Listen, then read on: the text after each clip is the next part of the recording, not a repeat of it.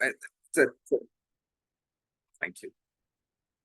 It's a series of 3 webinars that has been thought about as a precursor or a build-up towards the World Forum of Fisher Peoples General Assembly, Global General Assembly that is going to be held in Brazil from November 14th to the 21st.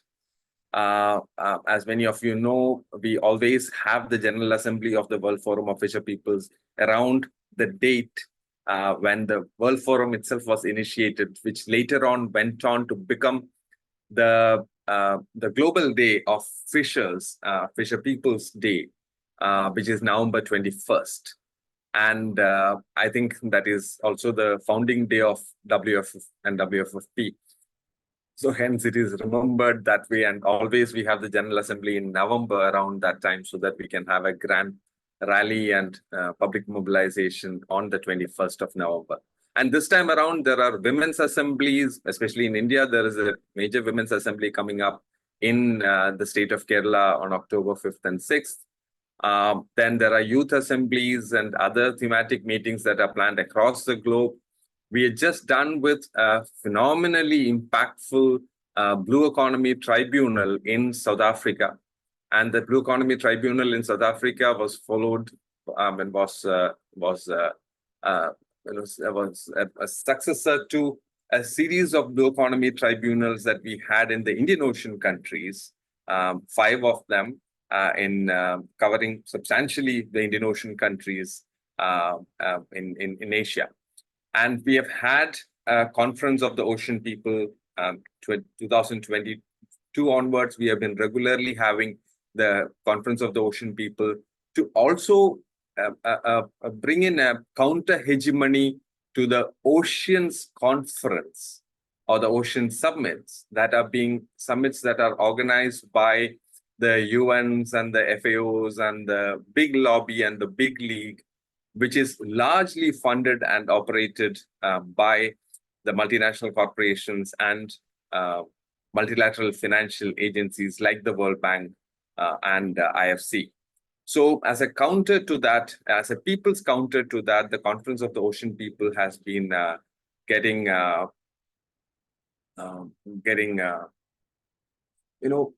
done as a build-up. However, we have so far been able to only do this online. We have not been able to yet do a physical conference of the Ocean People. So that is still pending. On the other hand, it's important for us to also say that, when we come to this particular webinar series as a build-up, as I said, towards the General Assembly in Brazil, we are basically looking at a broad theme of coastal and marine, artisanal and historic rights of the community. But within that, we are actually identifying 3 different themes for substantive semi-academic, activist and community interactions to understand a lot of the terminologies and the policy making around this that has been happening based on these terminologies, like customary governance, like small-scale fisheries, like capture fisher versus culture fishers, tenure rights. All of these terminologies are somewhere or the other finding space in our vocabularies very recently. And you may have noticed that these are developments of the last 10 to 15 years that we are talking about. And a lot of these terminologies are also coming into a bracketing of sustainability. Because post the MDGs and the SDG regimes, there is a lot of conversations around sustainability. And now sustainability has become the most fashionable word. So there is an effort to greenwash, and in our context, probably call it blue washing. There is an effort to blue wash and greenwash a lot of the already going on efforts by the global north and corporations to capture the ocean spaces. So hence you will find the 30 by 30 regime that is fast coming into the vocabularies of nation states. You will find the marine spatial planning coming into the policy making in a lot of the global south countries, especially. India is fast catching up on it. Our Prime Minister made very significant speeches about how our coastland is lying empty. Extremely condemnable a statement coming from a Prime Minister who hails from a coastal state of India, the Gujarat, the largest coastal state of India. And he goes on to say that we have empty coastlands. So hence the industry and infrastructure investments need to move to the coastal areas, which means a takeover, a complete takeover, a new kind of colonization of the coastlands is being planned without the information, consent, or approval from the traditional coastal communities. So this is the context that is bringing us to the requirement of these 3 webinars. I will just run through what are these 3 webinars that we have planned for, and then request the presentations to come in. So we are looking at 3 themes here under the broader title, which all of you know is Historic and Artisanal Coastal and Marine Rights of Traditional Fishing Communities, Conflicts and Way Forward. But within that, we are especially focusing on coastal land rights in a broad sense. But the three specific areas that we are looking at, one is looking at the whole thing from a perspective of customary governance, tenure, and traditional rights of fisher people. That is the webinar happening today. It will focus on customary governance, but as I said, coastal land rights and marine rights will be the focus in these webinars.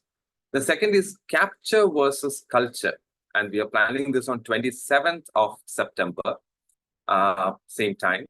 Capture versus culture, the politics of industrial push impacts on fishing communities. There we are going to actually deal with the question of intensive aquaculture and what intensive aquaculture has been doing both to food sovereignty issues, the continuing livelihood of the fisher communities, and so on.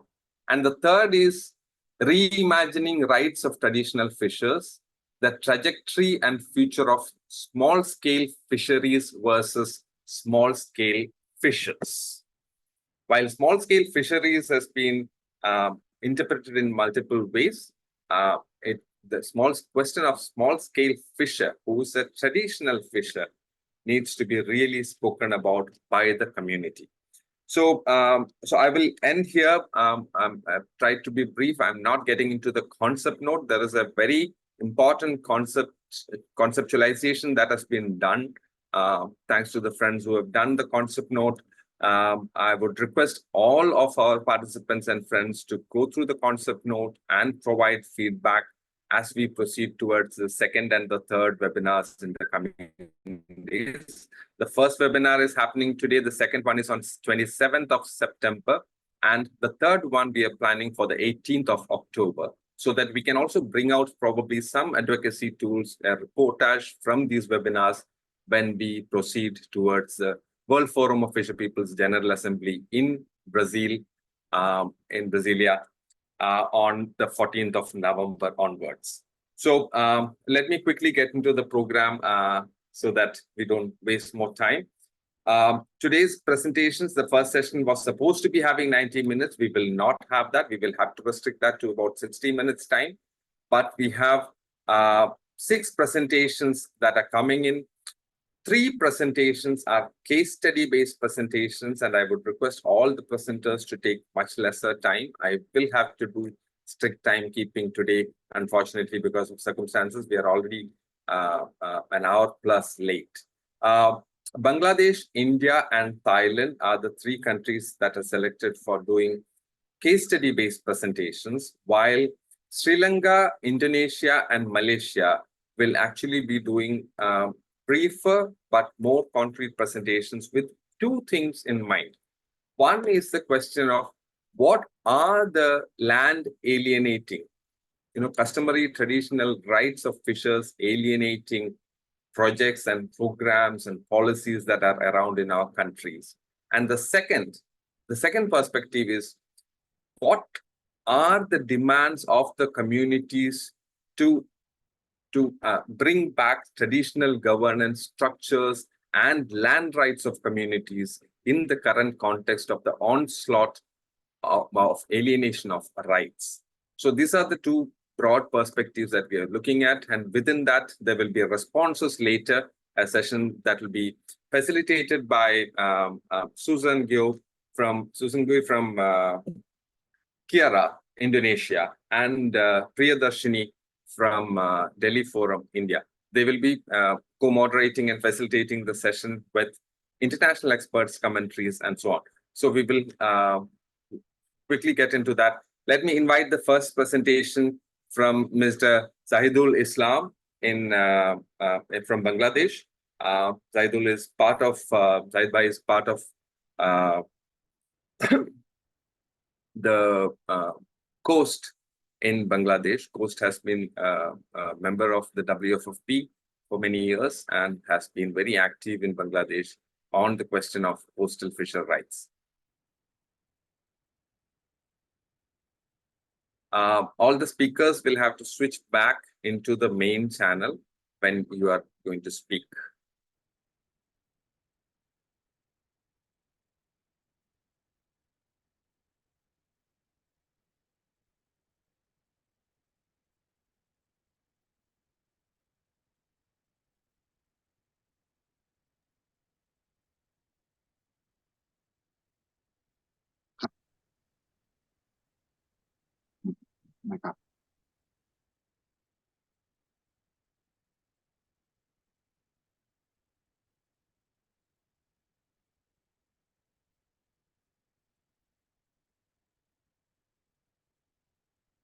Oh, Zahid is also assigned as the interpreter.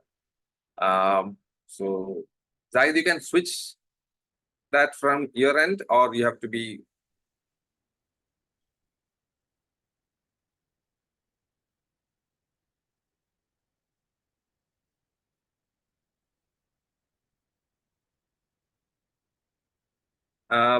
Nadine, could you make me or Arun as the host? Because then we can handle some of these issues. Nadine, you'll have to cancel Zahid from host back into the main room. He's assigned as an interpreter right now. The host will have to do that.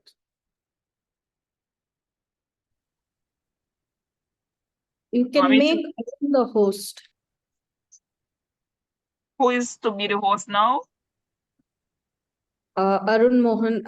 Arun, I think kindly lift your, raise your hand or something, because there are two Aruns, I suppose.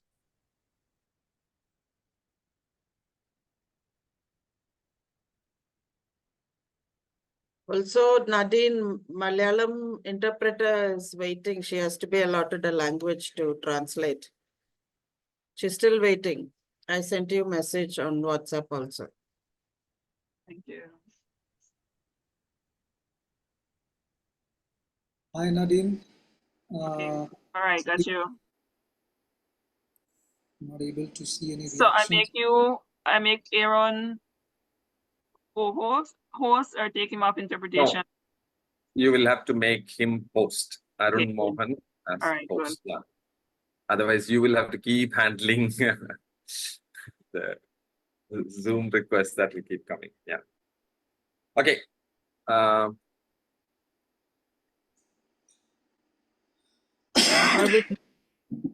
Sorry. Vijay, if Zahid is going to do the presentation, we have a standby Bengali as Somali. Maybe she can come in to translate. But she also got dropped off, and she has also been trying to get back again, and she is not able to come into the this thing at all. She has now tried multiple times. Should I ask? Okay. Okay. Okay, I'll ask her to join. Should I ask her to try again?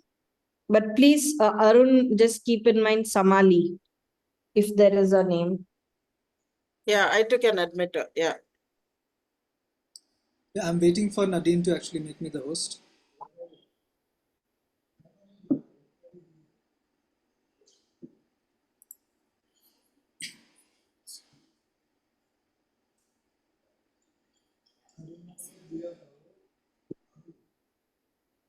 Thanks, Nadine.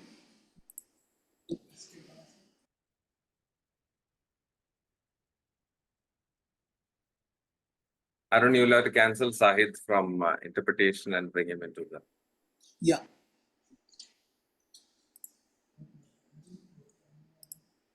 Done. Yeah. You'll have to make him a co-host as well, so that he can do the presentation.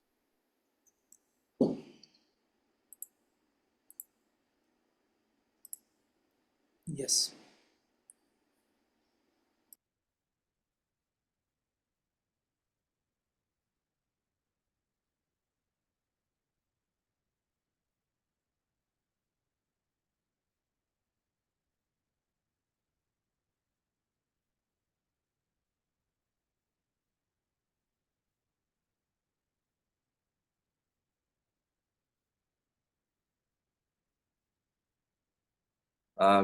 Zahid, we are not able to hear you in the main channel.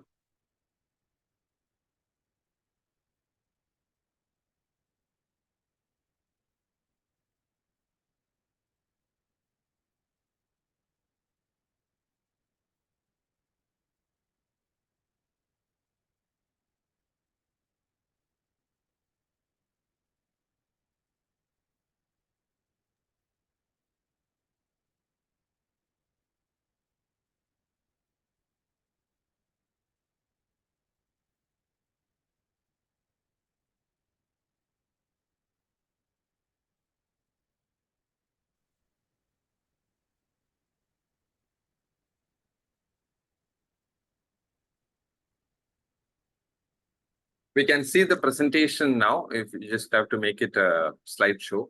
Yeah, that's fine. But we are not able to hear you. Yeah, please. Now we can hear you. May I audible, Mr. Vijayan? Am I audible, Mr. Vijayan? Yeah. A little louder would be helpful. Yeah. Okay, thank you. Thank you so much. Thank you so much. And also sorry for the technological disturbance. Okay, my name is Mohammed Jahidul Islam, and I'm working with Coast Foundation, and this is our presentation. So as we're late, I'm not going to take a bit longer time. This is the first slide of ours. Is about the current prospect of our Bangladesh in fisheries sector. You know, recently Bangladesh, you know that over 12% of our whole population in our country are engaged with fisheries sector. Among them, most notably, that there is 1.4 million of women are engaged in fisheries sector in different activities like fish processing and other activities. And this sector contributed to our GDP is very recent. In 2023 fiscal year, it is 2.43%. And you see that Bangladesh is doing increasingly good in ranking of open water fish harvesting and aquaculture fish production. You see the ranking here. For the open water, it is second, and for the aquaculture, it is fifth. And Bangladesh is the top producer of hail shark fish, which is our national fish as well. Now come back to this event, to the webinar main focusing point. As you mentioned, Mr. Vijay, that is about the coastal land rights. Today, I'm going to present two case studies. One is successful, and one is it's not about success, but it's concerning about the land rights regarding the land alienation regarding the small scale fishers communities. Before that, I want to share some of the major crises faced by small scale fishers in Bangladesh. I want to go from the bottom first. There is in Bangladesh, there are actually the fishers communities, they are doing it generation after generation. So they are doing it like they are following his father, forefather, grandfather these ways. That's why lack of skill is becoming a great concern. Lack of education, lack of healthcare facilities. This type of facilities also leads them to the to not knowing about their own rights regarding land and other fundamental issues. And from the government, also from the government side, we are seeing that in different areas of in different coastal regions, like in Cox's Bazar, which is at the southern part of our country, and also in different coastal belts areas, in the name of tourism, in the name of shrimp farming, in the name of different development projects, industrial expansions, their lands are being grabbing. So this is a concern. And also for the commercial fishing trawlers within 20 nautical miles, this is also a crisis for the small scale fishers, as they have small boats. They cannot go more than that, the 20 or 20 nautical miles. In kilometers, it is 37 kilometers. But so they are having a decreased fishing stock. And as usual, climate change is becoming cross-cutting issues. And you see that because of the commercial fishing, the depletion of marine resources and overfishing is happening. This is also causing the loss of biodiversity, declining fish stocks. It also negatively affects the livelihoods of the smaller scale fishers. Also, as the private industries and the government himself are doing these development projects in the name of tourism and other industrial expansions. So we are seeing that there is a lack of inadequate legal protection and lack of formal presentation of the small scale fishers in the national level, or decision making forum. So this is the crisis. I just made it very short to go to the main topic of our presentation today. So this is one of our success story. This is happening. This case story is happened in Bhola, the only island district of our country. That is this Chotki Mara is weird a little bit in pronunciation. That is Chotki Mara is an island village between two districts. One is Bhola and one is the Borishal Jela. So because of a middle point or because of an island village, it was deprived from the fundamental rights like education, healthcare, and transportation. People are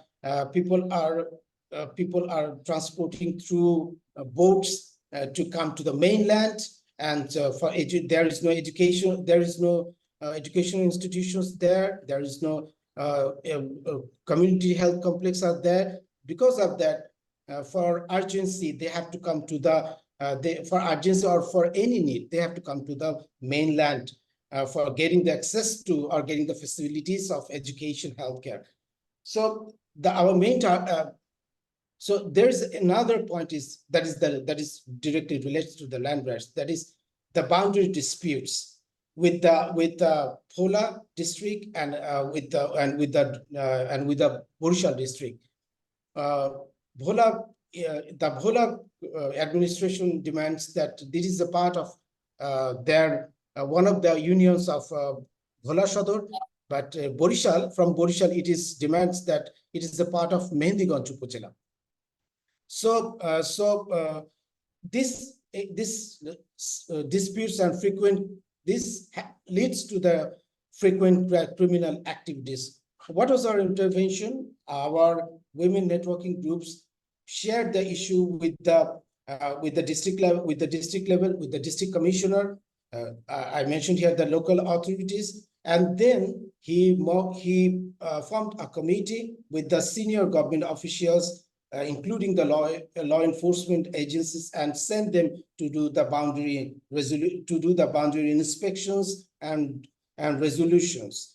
And after that, you see that the three of the main people from the local Thana, it is called police station, the officer in charge, and also the additional superintendent of police of Bhola district, and the SP, the superintendent of police, three of them together visited the place, and also the officials from the Borishal district, the Mehendiganj Upazila, they participated. They were also presented during the boundary resolution events, incidents, and they have that helps to leading to the demarcation and fencing of the disputed boundary. And what was the immediate intervention? The immediate intervention to improve the security, a police camp was established in Chorchot Kimara to prevent the further disputes and criminal activities. This is actually, I just want to briefly share that our district women networking groups semestrially share their progress updates, activities updates with the district officials, government officials. They also sit with the community. They also sit at the Upazila levels. So in this way, they are being empowered.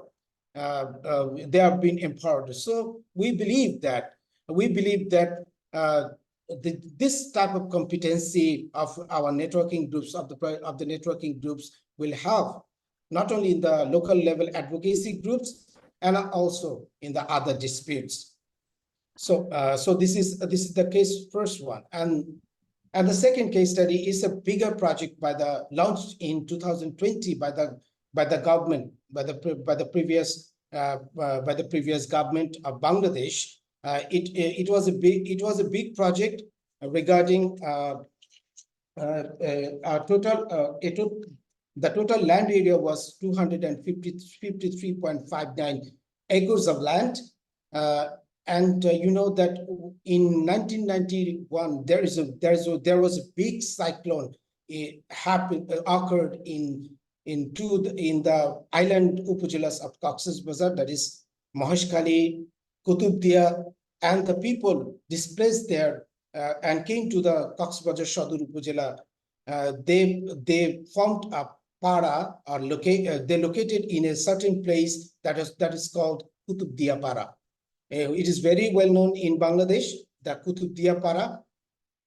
In there was total family was 4,409 landless families. They all are landless because they are internally displaced because of climate change, because climate-induced migrants. They all offer. The government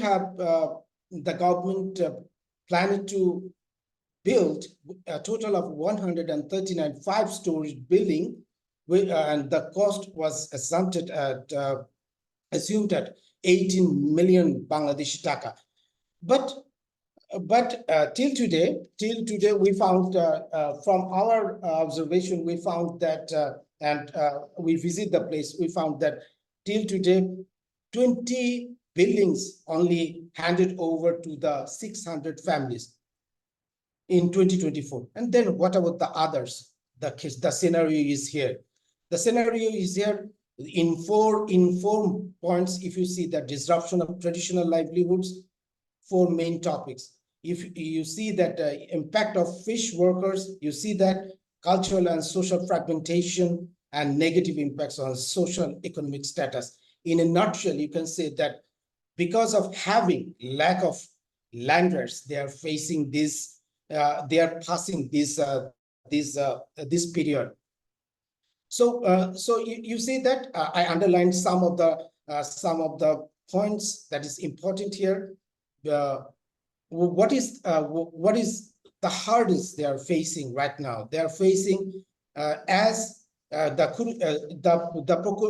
project name is Kurushkul Asrayan Prokolpo. It is named by the government, but it is you see the place here in the picture, but it is away from the fishing port. It is away from the fisher's cart. That's why. But Kududdiapara, it is very close to the fishing cart and their working places. So the timely access is timely access to their fishing groups, to the fishing carts or to their working place it disrupted of their livelihoods. And you see that what is happening because of that, because of this transportation, because of this time delays, 60% of relocated families more than affects loss of income. And a very crucial issue it is that the women fish workers in Cox's Bazar, they are mostly related to small scale fishing, mostly engaged with small scale fishing. They're engaged with dry fish processing and other fish related activities. But because of this disruptions, they are now facing limited opportunities due to the relocation, and also the social security issue that as it is away from the community, it is a developing area, so there's a lack of social security, and security is a bigger concern here, because we found that in increased incidents of stalking and harassment of especially of the women and the children from especially the female adolescents from the fishers families are facing these type of unwanted situations. And in terms of male inhabitants of this place, we found that 70% of men who were engaged in fishing and dry fish.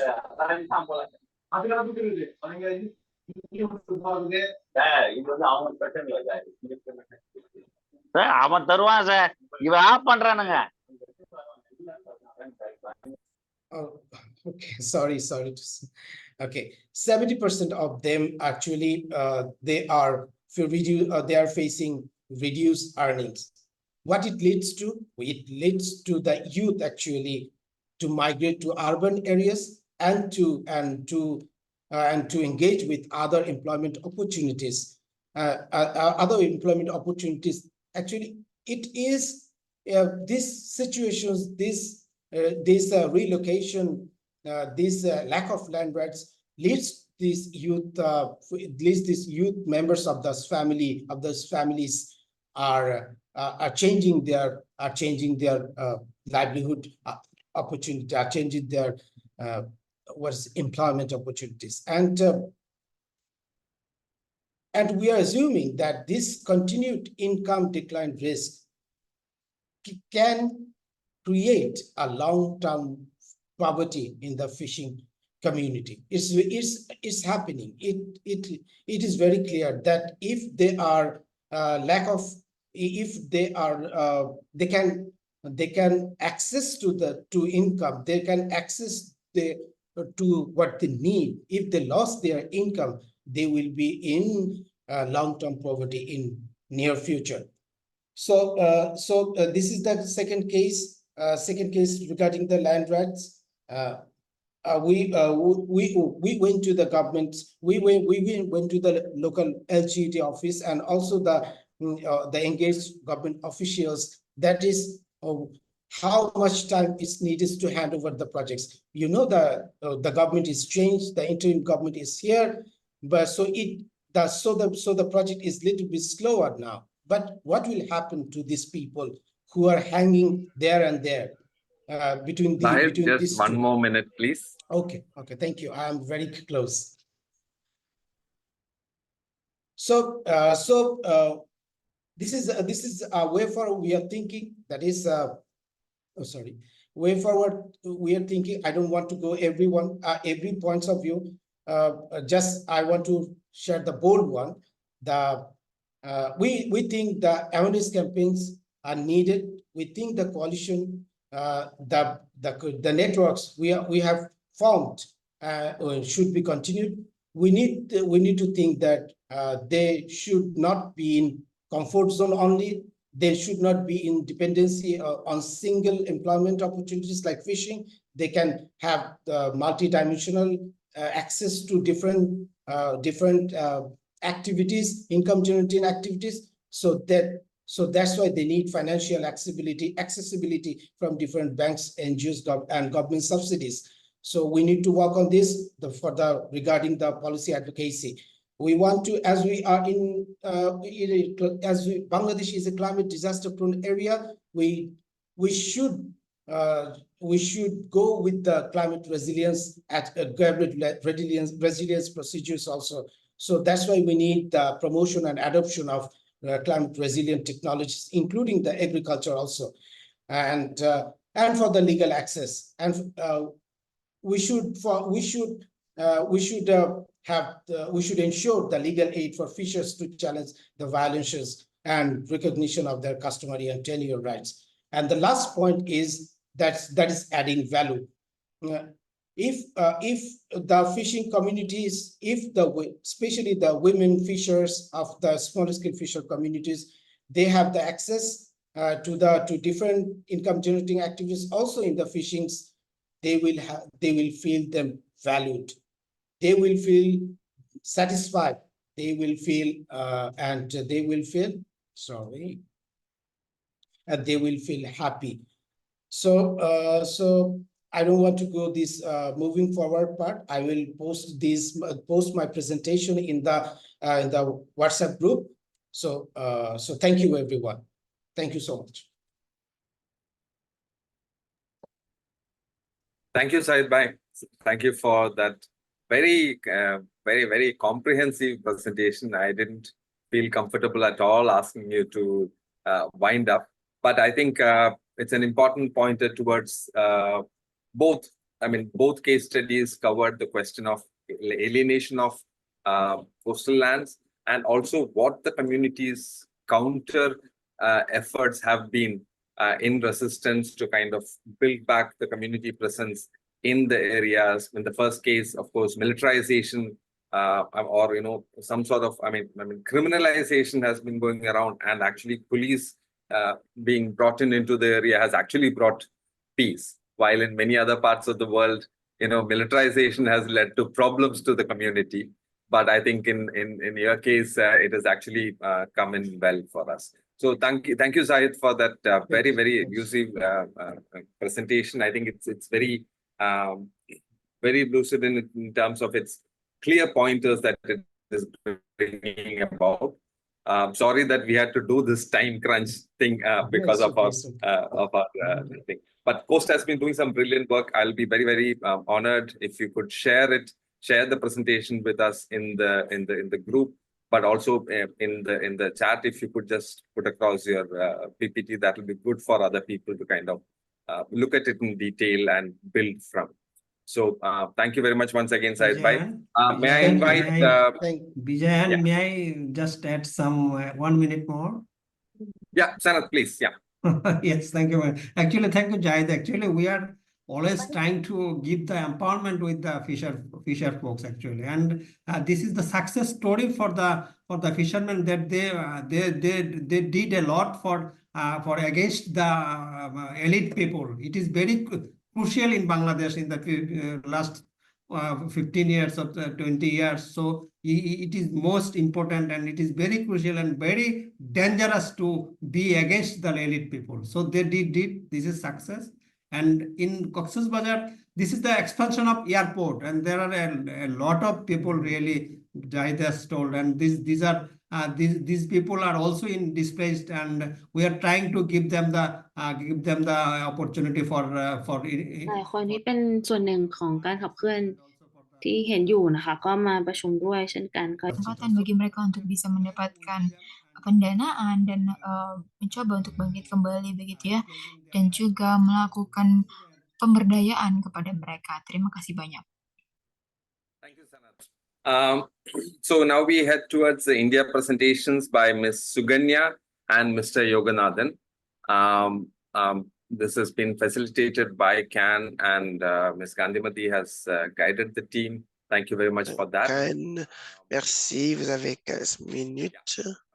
Can we have ఇప్పుడు మన India నుంచి సుగన్య మరియు Yoganathan case studies చెప్ప. அனைவருக்கும் வணக்கம். என் பேர் சுகன்யா. நான் திருவாரூர் மாவட்டம் முத்துப்பேட்டை பகுதியில இருந்து பேசுறேன். Suganya, ஒரு நிமிஷம்.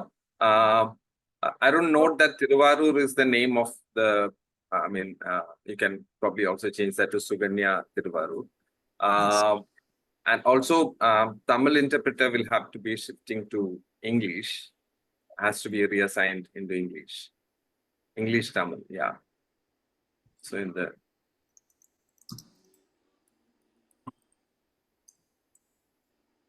Okay.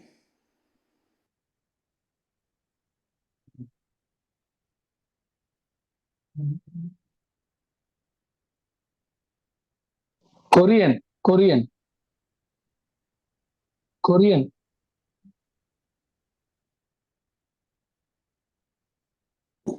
Yeah, Jones, got it.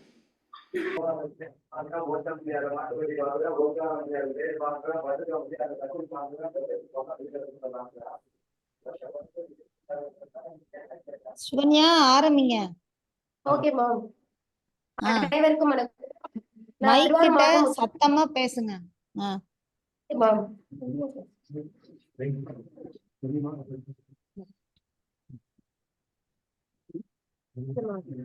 அனைவருக்கும் வணக்கம். என் பேர் சுகன்யா. நான் திருவாரூர் மாவட்டம் முத்துப்பேட்டை தாலுகா மீனவ பகுதியில இருந்து பேசுறேன். எங்களோட மீனவ பகுதி முத்துப்பேட்டையில வந்து 5 பஞ்சாயத்தும் 13 கடலோர மீனவ பகுதிகளும் இருக்கு. இந்த மீனவ பகுதியில வந்து 35,000 மீனவ குடும்பங்கள் இருக்கு. இந்த 35,000 மீனவ குடும்பங்களுமே அலையாத்தி காடிகளையும் காயல்களையும் நம்பிதான் இருக்கோம். இந்த பகுதியில வந்து அலையாத்தி காடு பகுதியில் உள்ள காயல்ல மொத்தம் 5 நதிகள் கலக்குது. 5 நதிகள் வழியாதான் எங்க மீனவர்கள் வந்து மீன்பிடி வாழ்வாதாரமா வச்சிருக்காங்க. இந்த அலையாத்தி காடுகளையும் அலையாத்தி காடு பகுதியில் உள்ள காயலையும் நம்பிதான் எங்களுடைய மீனவ ஆண்களும் சரி பெண்களும் சரி நாங்கள் எல்லாருமே அதை வச்சுதான் நாங்க வாழ்வாதாரம் மேற்கொண்டுட்டு வரோம். எங்களுடைய வாழ்வாதாரமா அந்த காயல் மட்டும்தான் இருக்கு. மீன்பிடி தொழில் மட்டும்தான். Yeah, so you can actually just shift English. You can shift to English channel. You can shift to the English channel. If those who want to hear in English, please shift to the English channel. And you can hear the translation there. And Ryan, can you increase the volume a little bit or do something about it? The voice is still a little low. Yeah, thank you. Sorry.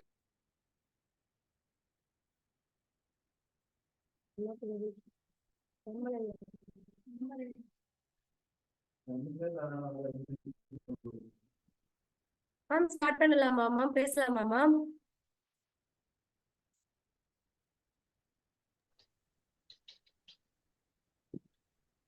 Suganya, பேசுங்க. Okay sir. எங்க முத்துப்பேட்டை கடல் பகுதியிலனா 5 ஆறுகள் கலக்குது. அந்த காயல்ல 5 ஆறுகள் வழியாதான் எங்களோட மீனவ பெண்கள் மீனவ ஆண்கள் எல்லாருமே மீன் பிடிக்கு மிக முக்கிய வாழ்வாதாரமா வச்சிருக்காங்க. இந்த மீனவ பகுதியில மொத்தம் 13 மீனவ கிராமங்கள் இருக்கு. இந்த மீனவ கிராமங்கள்ல 35,000 மீனவ குடும்பங்களும் இருக்கு. இந்த எங்களோட லகுன் பகுதியில வந்து மொத்தம் 47,000 கிலோமீட்டர் பரப்பளவுல எங்களுடைய கடற்பகுதி இருக்கு. இந்த லகுன் பகுதி வந்து மொத்தம் 12,000 ஹெக்டேரா இருந்த லகுன் பகுதி இப்ப வர குறைஞ்சி 2,000 மட்டுமே இருக்கு. 2,000 பசுமை மட்டுமே இருக்கு. மற்ற எல்லாமே ஆக்கிரமிப்புகளால அழிஞ்சு போயிடுச்சு. அந்த லெவல்ல இருக்கு.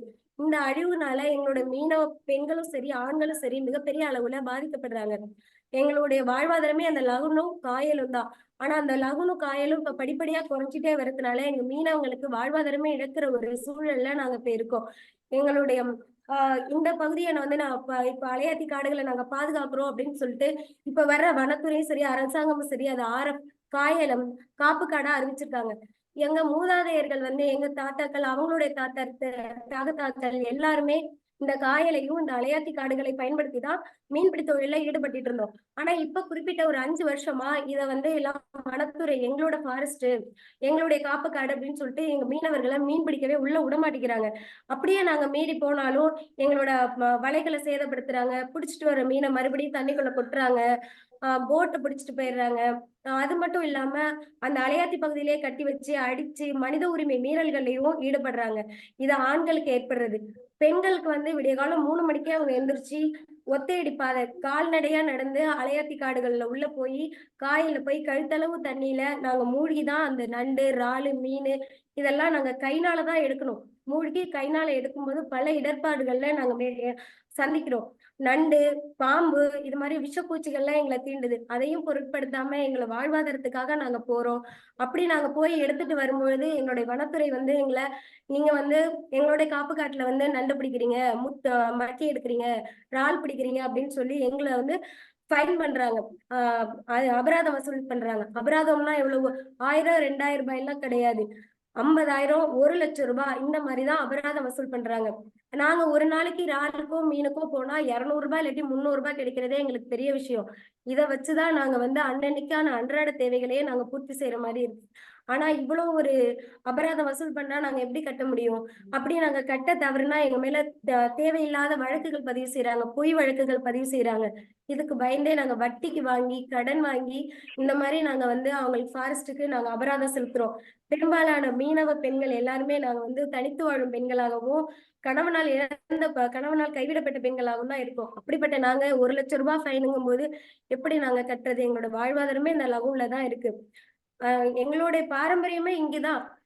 நாங்க காலங்காலமா 300 வருஷத்துக்கு மேல நாங்க இந்த ஆத்தையும் இந்த காயலையும் இந்த எங்க கடலையும் தான் நம்பி வாழ்ந்துட்டு இருக்கோம். அப்படி இருக்க எங்களை இன்னைக்கு உனக்கு பட்டா கிடையாது, அதனால இந்த இடத்த விட்டு நீ வெளியில போகணும், உனக்கு சொந்த காடு கிடையாது, நீ இந்த இடத்துல மீன் பிடிக்க கூடாது அப்படின்னு சொல்லி வனத்துறை எங்களுக்கு பிரச்சனை மேல பிரச்சனை கொடுத்தா நாங்க எங்க போறது? எங்க தாத்தா எங்க மூதாதையர்கள் எங்க மண்ணு எங்க காடு எங்க கடல் எங்க காயல்னு சொல்லி மீன் பிடிச்ச இந்த இடத்துல இப்ப இருக்க சந்ததிகள் நாங்க வந்து மீன் பிடிக்க கூடாது, கடலுக்குள்ள போக கூடாது, காயலுக்குள்ள போக கூடாதுன்னு சொன்னா நாங்க எங்க போவோம்? அப்படி இருக்க சூழ்நிலையில தான் எங்களுக்கு இந்த வன உரிமை சட்டம் 2006 பயன்படுத்தணும். இதுக்கு முழு உதவியா பெண்களுக்கான சட்ட சேவை மையம் பக்கபலமா இருந்தாங்க. அதை பயன்படுத்தி நாங்க எங்களுடைய வாழ்வாதாரத்தை மீட்டெடுத்தோம். அது மட்டும் கிடையாது. எங்களோட இன்னொரு பெரிய விஷயம் என்னன்னா சீமை கருவேல மரம். எங்களுடைய அலையாத்தி காடுகள் முழுவதும் இப்ப வந்து நல்ல தண்ணியும் கடல் தண்ணியும் சேர்ந்தாதான் அலையாத்தி மரங்கள் வளரும். இப்ப தண்ணியோட அங்க இருக்க இறால் பண்ணையினாலும் மற்ற பிரச்சனைகள்னாலும் தேவையில்லாத பல அழிவுகரமான திட்டங்கள்னாலையும் நல்ல தண்ணி போற பாதை வந்து தூந்துடுச்சு. மணல் வந்து நிரம்பிடுச்சு. 30 அடி ஆழம் இருந்தது இப்ப 3 அடியா நிரம்பிடுச்சு. சொல்ல மணல் மேடுகள் வந்து தூந்துடுச்சு. அந்த தூந்ததுனால நல்ல தண்ணி கடல் தண்ணி ரெண்டும் சேர முடியாத ஒரு சூழல்ல இப்ப அலையாத்தி மரங்களோட எண்ணிக்கை குறைஞ்சி அதுக்கு பதிலா சீம கருவேல மரங்கள் அதிக அளவு அது வந்துருச்சு. இந்த சீம கருவேல மரங்கள்னால மீன் வளம் முழுசா குறைஞ்சிருச்சு. மீன் வளம் பழைய எங்க மூதாதையர்கள் பிடிச்ச மீன்கள் எதுவுமே இப்ப இல்ல.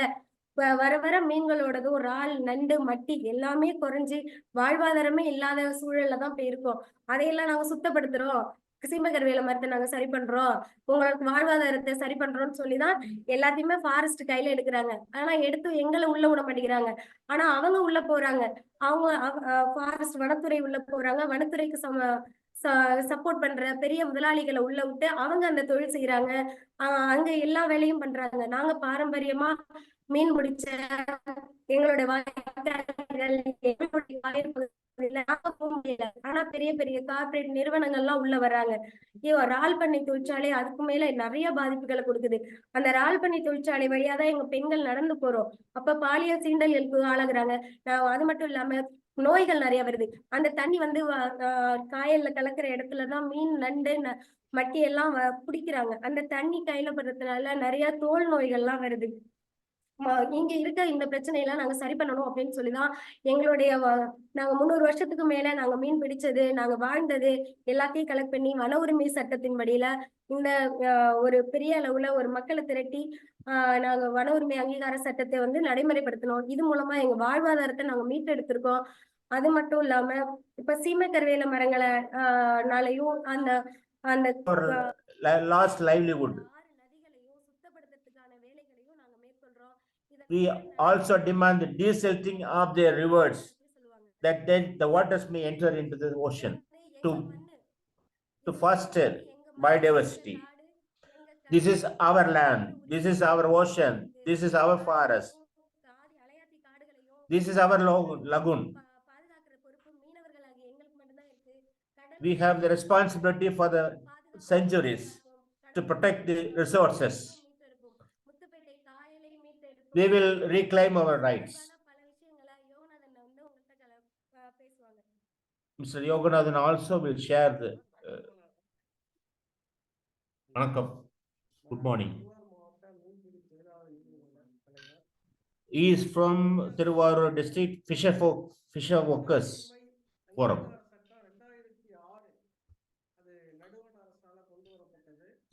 The central government has introduced the Forest Rights Act in 2006.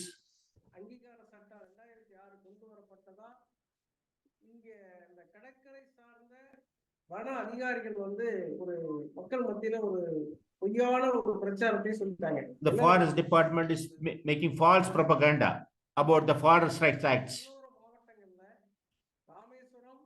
In Tamil Nadu, there are 14 coastal districts. We have a lot of mangrove forests. Muthupete Lagoon area.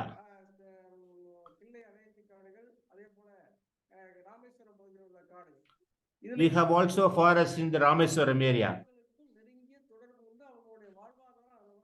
We have a close link with the forest of the oceans.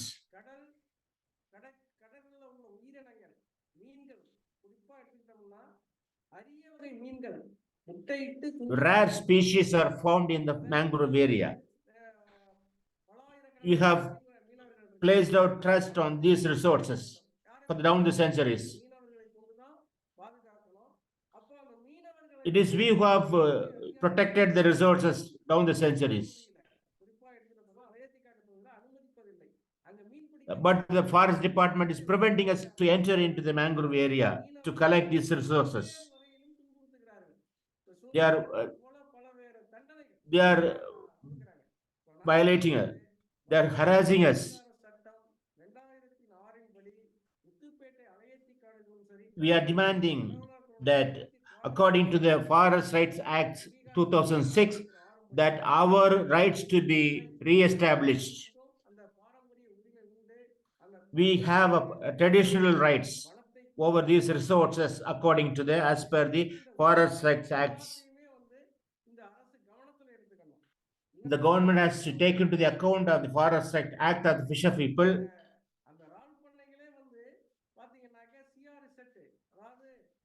The aquaculture farms along the coast have violated the CRZ Act notifications. CRZ notification has to be implemented properly. If it is implemented properly, the aquaculture farms will be evacuated, stopped.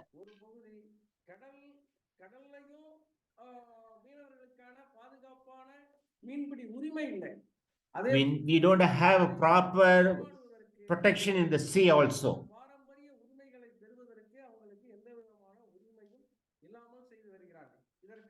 Government is denying all the rights pertaining to the land rights and the ocean rights, fishing rights. The forest dependent people have no rights at all. So we have forest groups.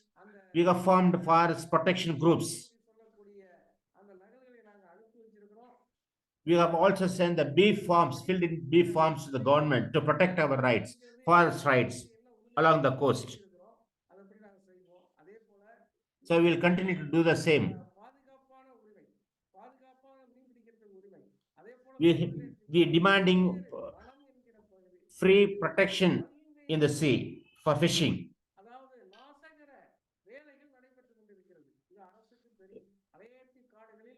Lot of devastating plants implementations are going on by the government. Government has not shared anything with regard to the enhancement of the forest. But government is allotting a lot of money, and also they are also getting funds from Japan for the forest development.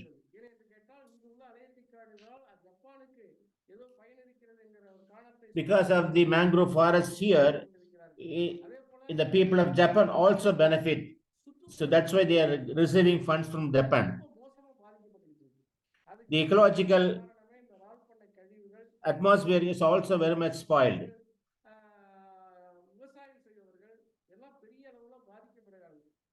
The agriculture people, farmers, and also fishers also very much affected because of these developments. So we have a right to protect the mangroves. We demand the Tamil Nadu government to implement properly the Forest Rights Acts in favor of the fishers. The Forest Rights Acts to be implemented properly to protect all the communities, including fishers along the coast. All the people fishing, people related to fishing, especially women, to be protected from the Forest Rights Acts.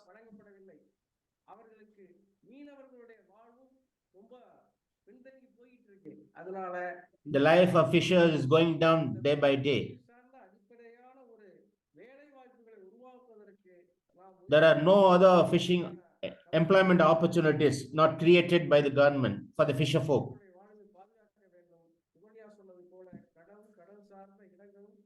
Like Suganya, I am saying that we are the custodians, we are the protectors. We have a right, land or rights, and the ocean and the fishing. Thank you.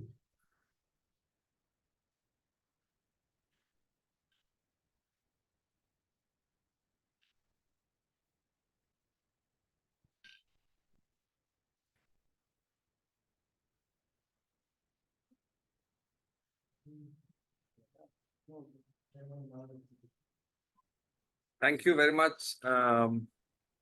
Suganya and Yoganathan. Extremely important story, as Ramu actually mentioned it in the chat. It's a very painful story indeed. It is a very, very problematic state of affairs that the traditional fishing community is even having to think that we need government to give us alternative employment, at least so that we can live and sustain ourselves, survive, because the community has been completely alienated, and there is a whole lot of caste oppression that is historically coming into the Muthupete area, and where there have been a couple of studies in recent times that has really brought up the issue, but at the same time, I think still it is much less covered an issue even nationally by the press and others. Of course, I think there's a lot more advocacy that is required. So we will definitely talk about that more. We will have to move to the third presentation. Thank you, Suganya and Yoganathan, for the effort, and the CAN team. Mr. Ponchai Promlak is from the Thailand Traditional Fish Workers Organization, and has been, Thailand Traditional Fish Workers Organization and SDF works together on a lot of these issues, and SDF has been a prominent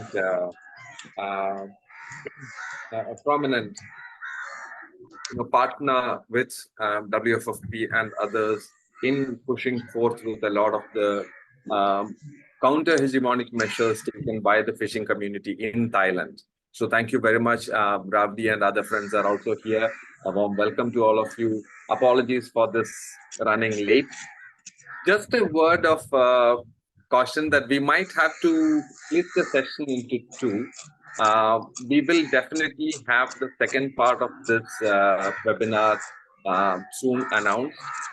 We are thinking of probably shifting the experts part of presentations into another session. We will have that resolution soon. We don't want to, not give enough time to our speakers and do injustice to our speakers. So I think we will do with the first round of country presentations and case studies today, as we are proceeding with the land bridge project case study from Thailand. That is the third case study. After this, we still have 3 presentations, shorter, briefer, not so extensive case studies from Indonesia, Malaysia, and Sri Lanka. We will have that to be followed after the Thai presentation. Mr. Ponchai Promlak, yeah, I can see you on the video. Please proceed. Those who want to listen in English, please shift to the English channel. The Thai interpreter needs to be assigned into the English channel by the host.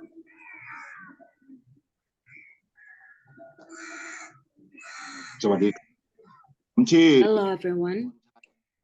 My name is Ponchai Promlak from Thailand.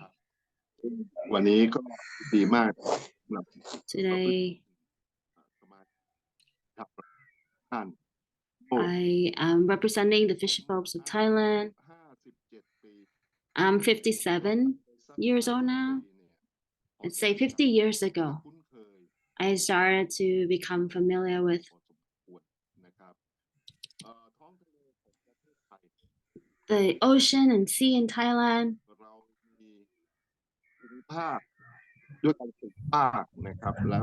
We have 4 regions in Thailand, and mostly the central, the east, especially the south of Thailand, have coastal areas.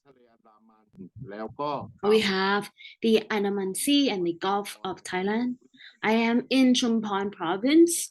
I was just on the Gulf of Thailand side. You can imagine the Thailand like a strip down and 2 oceans along it. 50 years ago in Thailand, we have a really abundant coastal areas and oceans. We have so much, in a sense that if you just go out like 500 meters from the coast, you can use really simple fishing gear like fishing nets or fishing rod, something simple like this. We can harvest and capture mollusks, fish, prawns, crabs, and so many more. And it's enough to live. But what happens to Thailand, especially the oceans and in the Andaman Sea? It starts to change in a way that we really need to reconsider why our resources are decreasing. Based on our observations, we see that the coastal communities' populations is increasing, of course. The resources were enough in the past.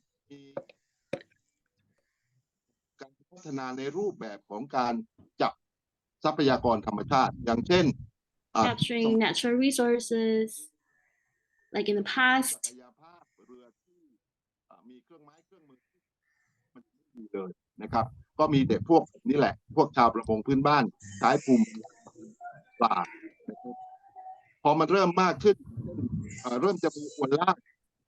When there's more fishing, the fishery sector is increasing, and we have larger scales fishing boats, larger nets, trawling a lot of fish into the mainland. Fisherfolk communities like us, we really need to reconsider what happens to our fish. What's happening, what's affecting our fisherfolk communities when our life was pretty much comfortable in the past. And now, the large scales, large fishing nets are becoming dominating our livelihoods. Reader, compare the population, the direct users or people who live and depend directly on the oceans. about 80%. The rest are like these newcomers, industries, commercial, fishing sectors.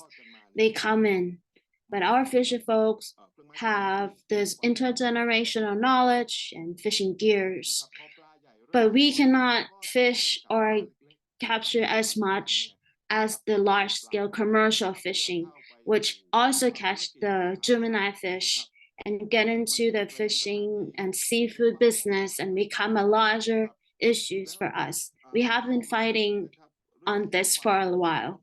And now, with the decreasing abundance, what I really want to share to our friends here is the limiting rights to our land, to our sea, to our ocean, and to our coastal areas.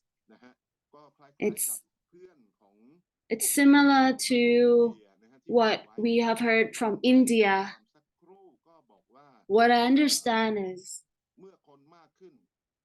when there are more people, of course, they might need more land, more places to make a living. But what they use, the tool they use is the law. Like in Thailand, the laws are made and written by a group of people who are not us, who are not the fisher folks. They are the representatives of the people in the parliament, but mostly representing the big businesses. They see business opportunities, but they do not see the people along the coast. They do not see us who are living and depending on these fishing communities. They use this tool called law to limit fisher folks communities like us. There are many laws that they use. A lot of time they use prohibiting. This is the word they use a lot, prohibit. I think this is what's limiting our rights and our freedom to live as a, which is the majority of the people along the coast, the fisher folks. We are the fisher folks who depending on traditional knowledge and the fish communities. We have the forestry department. These new laws came much later than our ancestors arrived in our fishing communities.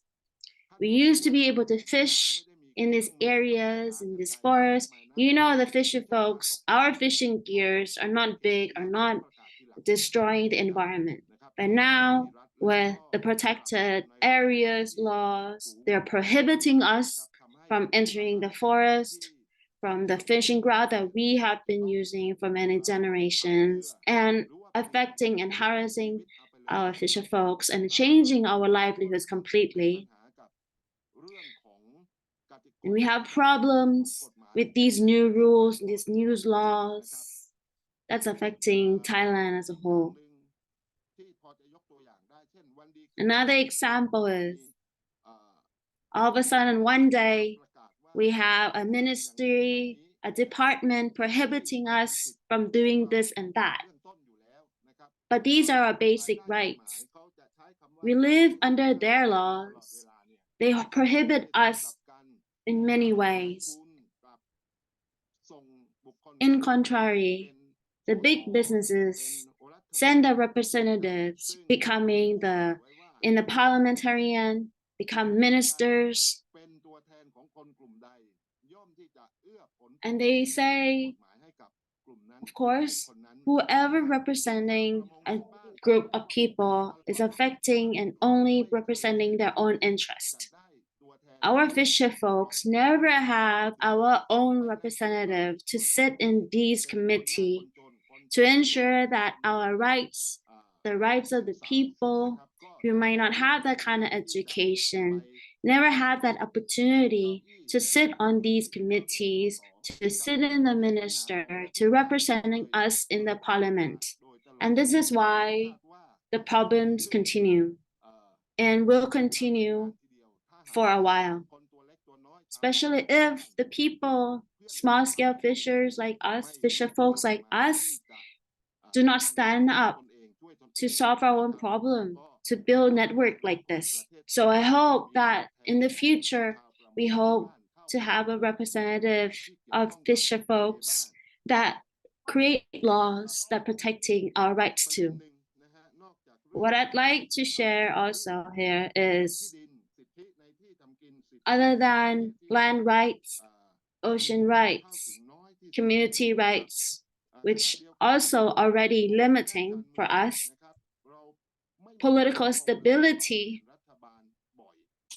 doesn't happen in Thailand. We change our government so often. They're representing the capital. They only promote the capitalist mindset in the sense of development projects.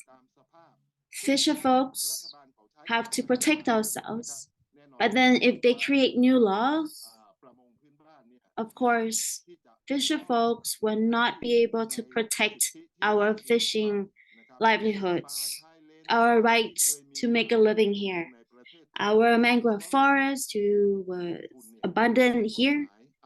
The big businesses create law to allow industries and factories, shrimp farming, to use our mangrove forests, 10,000 of hectares converted into industrial zones. These big businesses have important role in our government so that the voices of small fisher folks are not loud enough for those in power in Thailand. For example, recently, Thailand faced a big issue of invasive species. It reflects that a group of people were able to not follow the law and allow new type invasive species to be farmed in our Thailand. We call them the Pramo Khang Dam, which is not endemic or local species in Thailand. And it become a big problem in Thailand because once they are leaked in the natural conditions, they eat everything. They eat the fish eggs, the natural juvenile fish, and they can spread the population so fast.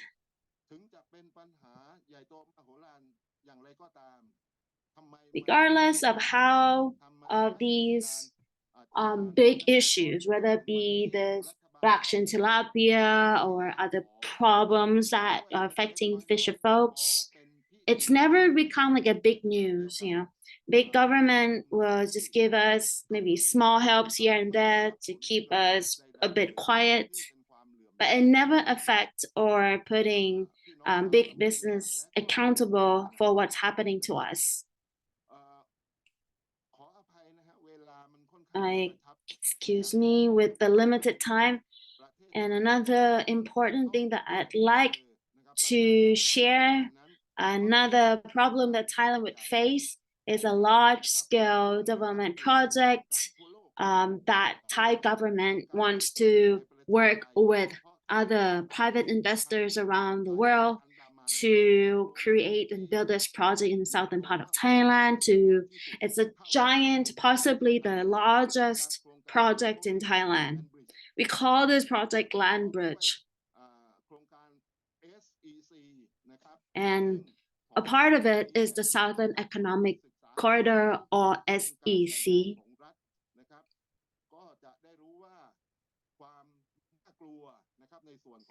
What is scary about this project, especially to fisher folks,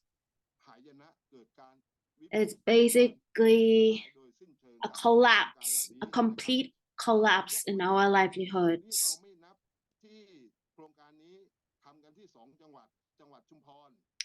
It's mainly a project to be built into provinces along the coast, connecting Andaman Sea to the west, to the Gulf of Thailand at Chumphon. And it would cover around 10,000 hectares in the sea, not counting the mainland area. What would they do? they will find a lot of stones, a lot of rocks to build land for industrial areas into the sea. That means a lot of mountains in Thailand will be exploded so that they can mine rocks to build land in the sea. When there are large industrial estates like this, it means they will use the water resources. We don't even have that much capacity already, and we have to face all these crises, and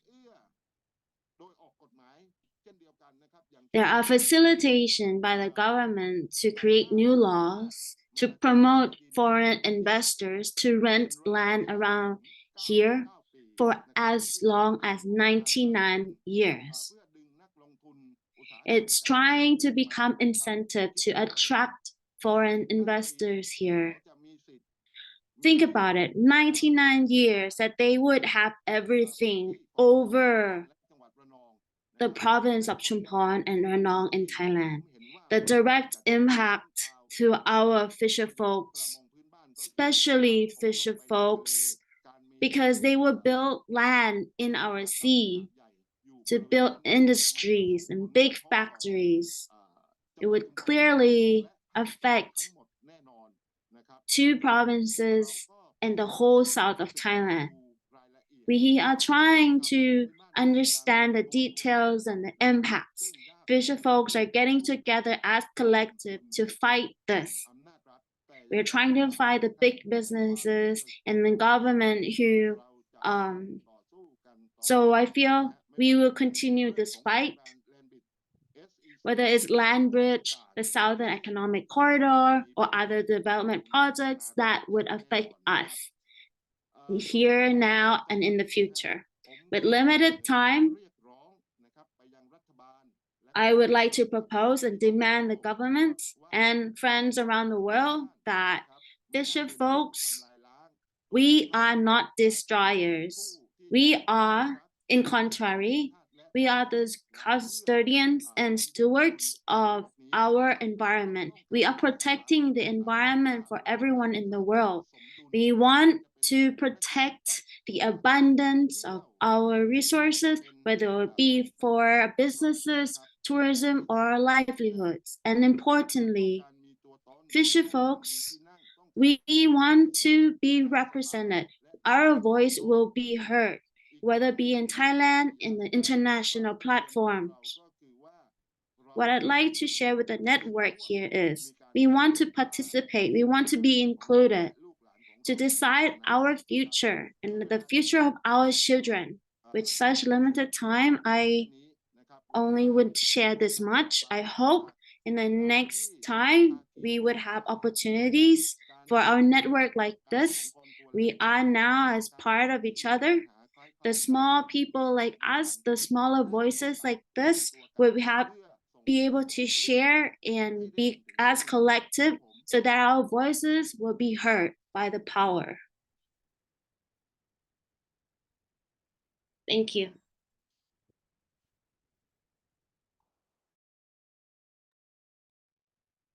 Thank you very much, Mr. Ponchai Kromlak from Thailand. Some of the key issues, and I'm very grateful that he brought up the issue of the blue push, the blue economy push that has been happening. Globally, we realize that Thailand has been one of the earliest victims of the blue economy, and you know what, in India, the government is proudly claiming as blue revolution. This is going to be one of those revolutions that are really going to undermine people. And this is a corporate, if at all we can abuse the word revolution by calling it so.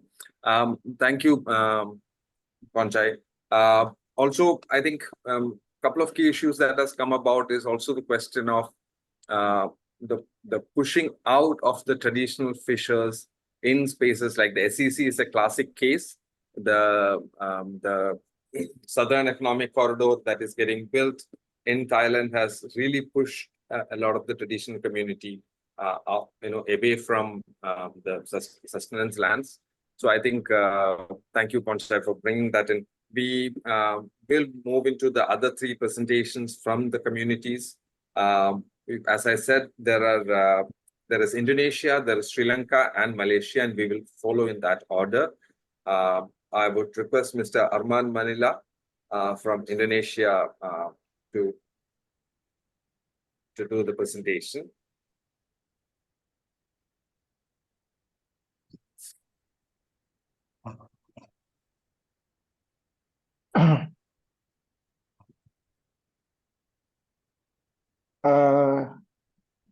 Hello everyone.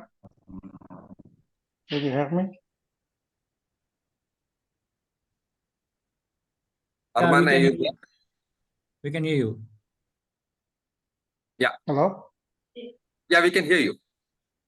Okay. Hello everyone. Before I presentation, I information all of you.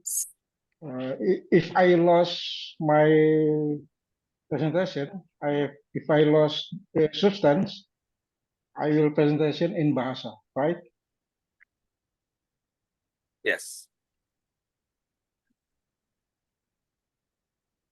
Baik, let's start.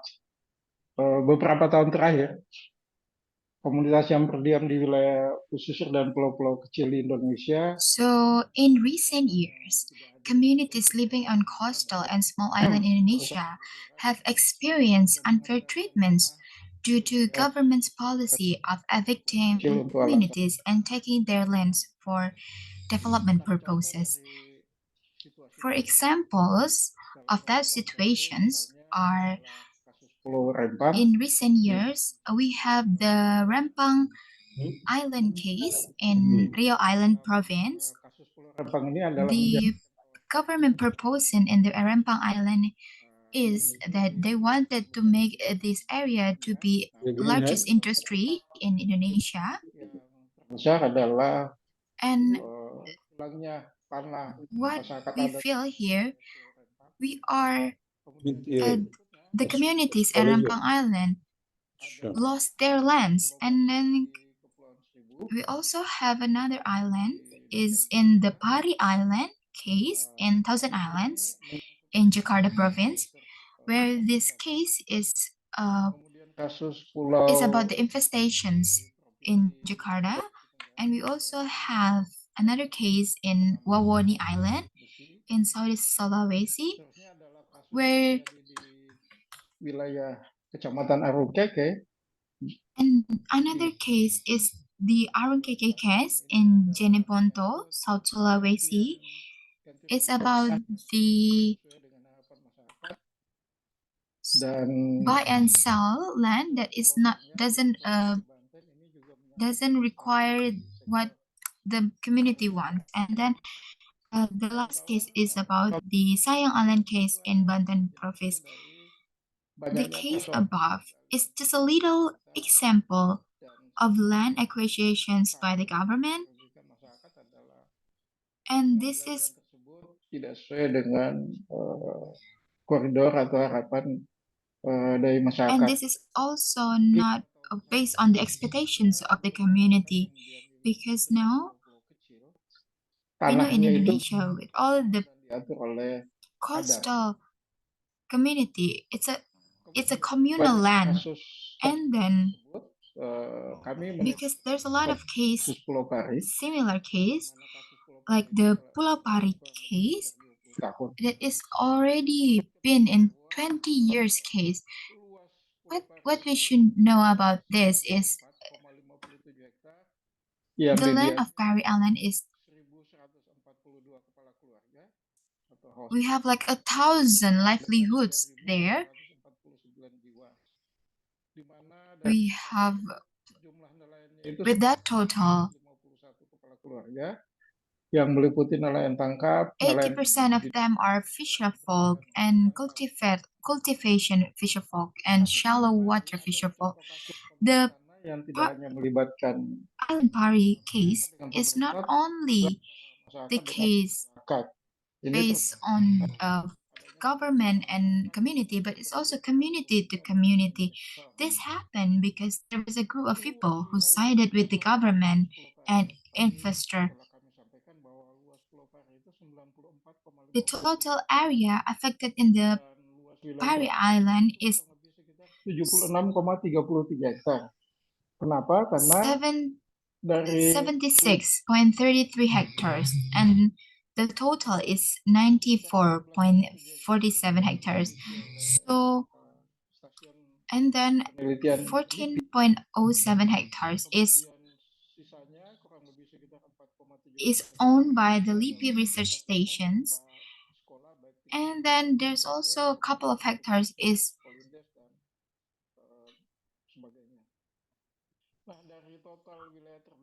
are owned by the public facilities like public health center and village maternity clinic. And then objek wisata pantai yang dikelola secara mandiri oleh 4.70 hectares of the total affected that are area where residents live, garden, island forest, and mangrove grove habitats, and the beach and tourism object. And the context of the Pari Island, because ownership lands in common land. Apalagi seperti kita tahu bersama bahwa like we know tanah yang that bersifat komunal di pesisir the land is communal land, like in the island, is already exists 1,000 years ago. That what makes the community in Pari Islands threatened. The big questions here, if all the investors taking over the Pari Island and with all those community there, where do they live and what will they do for their livelihoods? Because what they do as a fisher folk will be gone. And I see here that government made new poor community because the land is getting over by the investors. Yang dirubah menjadi Undang-Undang Nomor 1 Tahun 2014 tentang pengelolaan wilayah pesisir dan pulau-pulau kecil itu tidak mengakomodasi kepentingan masyarakat. We also have the Land Law number 5 of 1960, as well as Law number 1 on the management of coastal area and small island, do not accommodate the interests of communities living in coastal areas and small island. Tidak sesuai dengan harapan dan tidak mengakomodir kepentingan masyarakat yang telah kehilangan tanah. And all the law that made has by government is it doesn't take what we interest by the community, what we want here that we are demanded on. So the government will take the regulations and take all the ownership of the big company. So all infestation practice that will no longer occur in the Pari Island. Another thing that we want here is that state do dan menerapkan Undang-Undang Nomor 7 Tahun 2016 state recognize and implement the constitutional court decisions concerning the protections of traditional fisher folk, fish cultivators, salt farmers have, but up until now this have been ignored by the government. Kawan-kawan, all comrades, all those problems haven't finished yet, but now our state, before the changing of the government, we also need to process about the discussions of our rights. For me,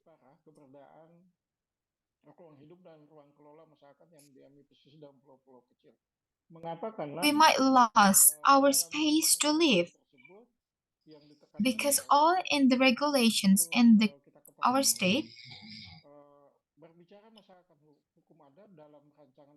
talking about the indigenous people and customary law, what they did is in the local level,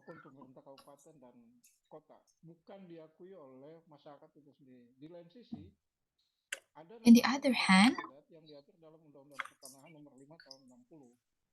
Nah, dua hal ini akan saling bertabrakan dan kami berpikir bahwa ini akan sangat merugikan our customary law and also the law from the state, it's not saya kira untuk the law itself, it's fighting each other, you know, it's terima kasih. Kemudian nanti presentasi kami I think that's all I have, and I think my presentations, I will be sending it to the WhatsApp group. Okay, thank you so much.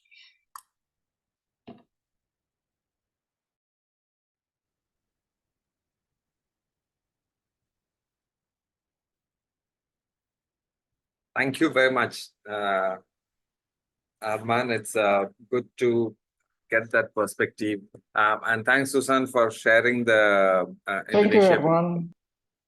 Request friends to kindly check the chat. The India study, as well as the Indonesia case presentation has both been shared in the chat.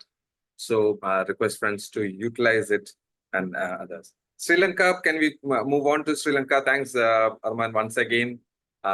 It's Singarasa Pirthas from Sri Lanka.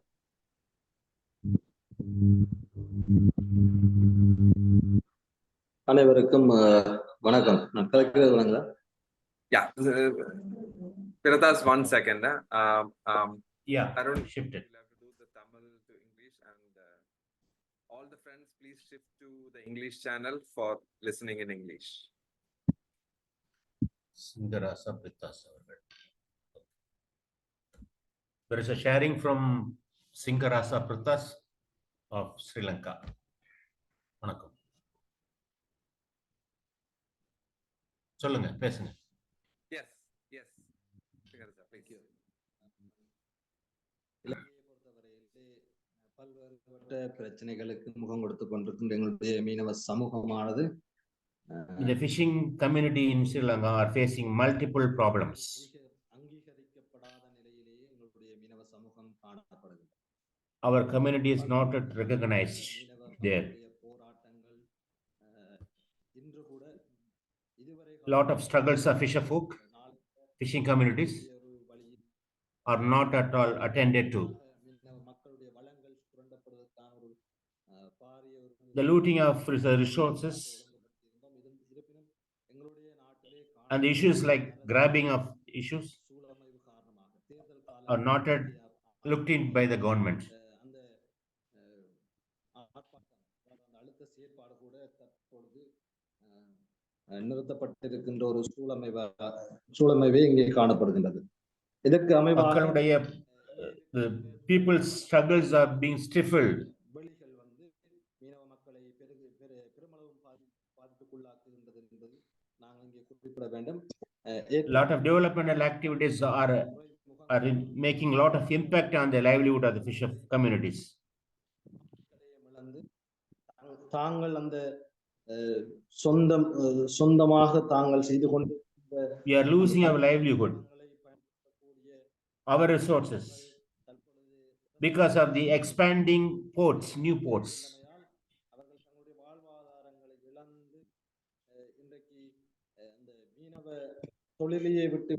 The government is planning new ports, expanding the ports. So we are losing our resources and livelihood.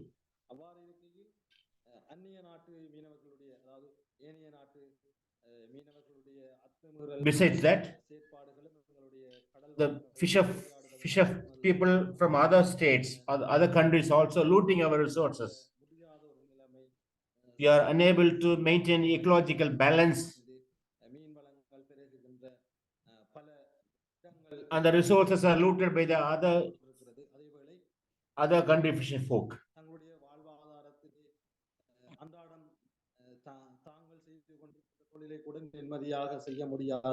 People are unable to do their daily fishing peacefully. Our resources, our crafts are damaged.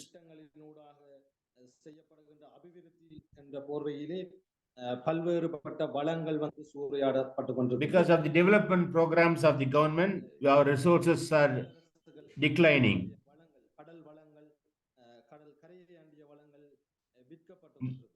marine resources are being sold by our government. So hence our resources are limited and we are declining. The government is promoting aqua farms along the coast.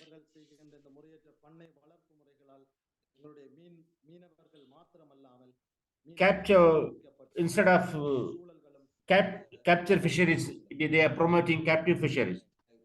So that is telling our livelihood, telling upon our livelihood very much. Because of the aqua farms, the ecological degradation also is taking place.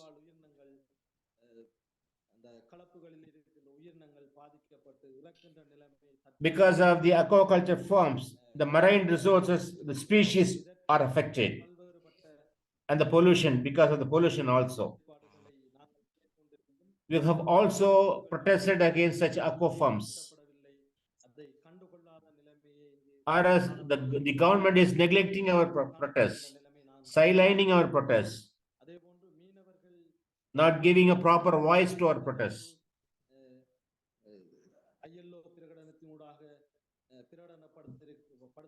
We are losing our protection in the sea, enshrined by ILO.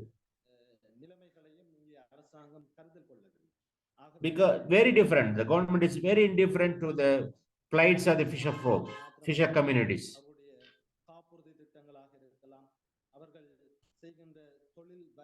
We don't have any insurance policies to protect our livelihood. Our lives are at stake. The government is simply putting hurdles on our path. We have also troubles, issues in marketing our fishing products. We don't have subsidies. We are not given any subsidies by the government.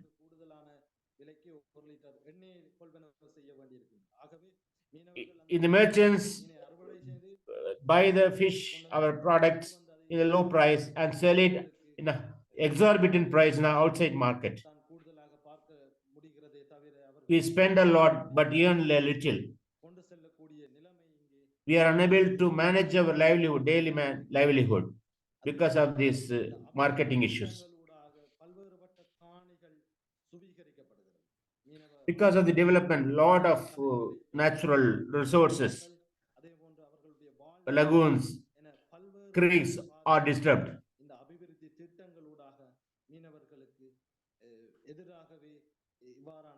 All the development is against the fisher communities. Cultural attacks also against fishers. Social exclusion, some harassment are taking place here. The government is promoting such kind of drug trade, drug practices, systematically being done by the government to destabilize the community.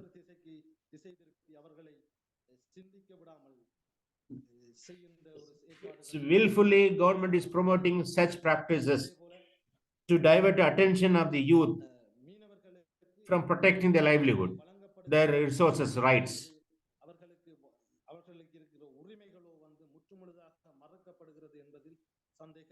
All the fisher community rights are denied.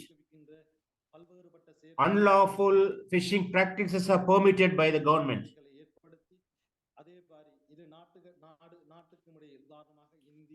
Lot of conflicts are created by government, northern province, with the Indian fishers. Government is not interested in finding a possible solution and creating peace for this issue. Lot of conflicts between the neighboring country fishers. lot of contradictions, conflicts are being systematically done by the and government is indifferent to it.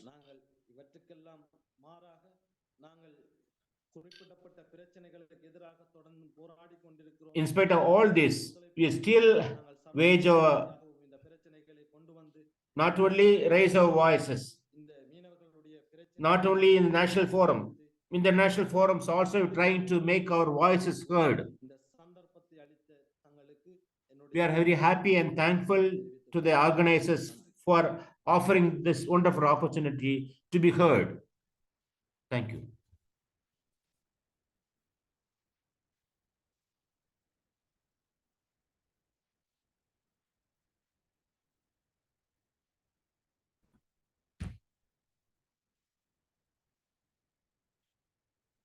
Thank you. Yeah, shifting back to the. Okay, so we have had 5 presentations so far, and I'm also following the chat this thing. If anybody would like to have these presentations, kindly share your email address with us so that we can email you the presentations right away. So we are left with the Malaysian presentation now. Thank you very much, Mr. Piratas, Singarasa Piratas, for the case study from Sri Lanka.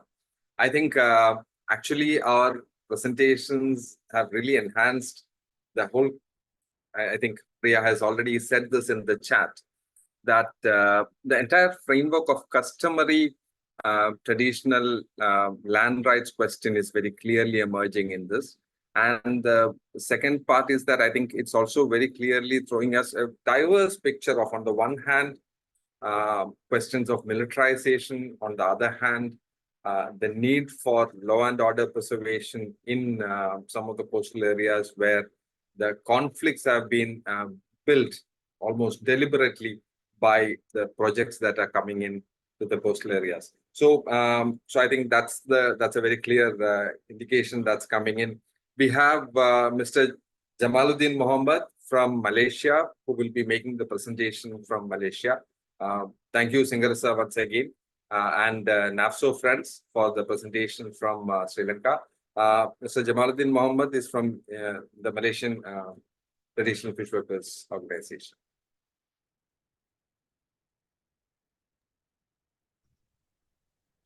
Assalamualaikum warahmatullahi wabarakatuh. A very good evening for all of participants.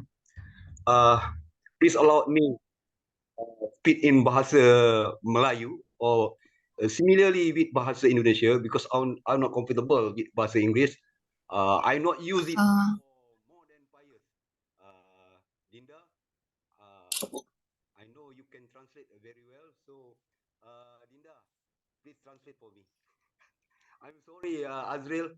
You do. I not use English, but in the screen maybe you can see what ni Azrael. Is it in? Okay. Okay. Start the video. Thank you. You can see my face, okay? Susan, Yes. please don't laugh. Susan. Yes, Hi, yes, Susan. we can see you, Jamaluddin sir. Okay. Saya punya presentation ini adalah berkenaan dengan So my presentation here is about we want to focus in the reclamations of. Wait, I will see my slide here. In my country, Malaysia, land rights.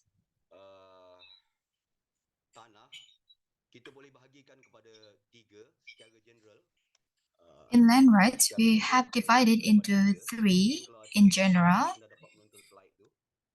If you can see from the slide, the first one is about the land is inheritance. It means that our father inherit the land to the kids. And all the people in Malaysians, no, nor fisher folk, businessmen, all people can have land if you have money and buy the land but with the good price. And the other way is we can ask the land from our kingdom. If the land, if we wanted to make the land in aquaculture or make another project to build social services, or maybe to make it as a agriculture land, we will buy it from the kingdom.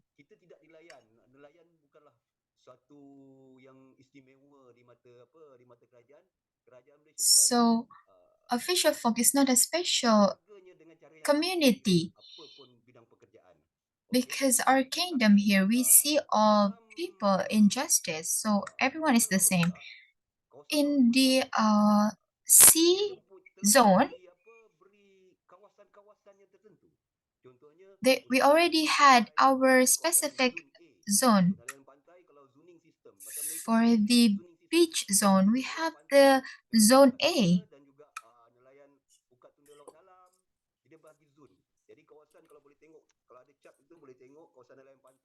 Ada setengah-setengah negeri kawasan dia 5 batu nautika dan ada setengah negeri daripada pantai sehingga 8 batu nautika.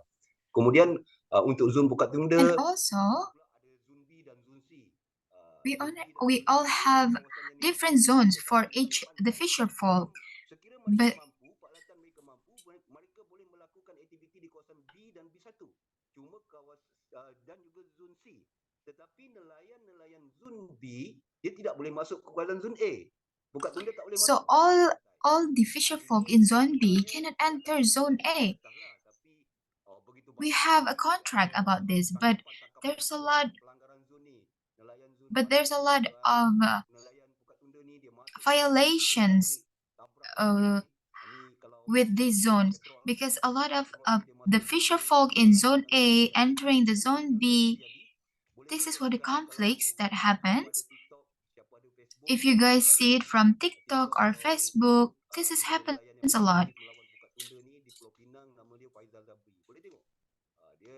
You can see it on the media social, because he always take a video and take a video about the violations, about the zone violation.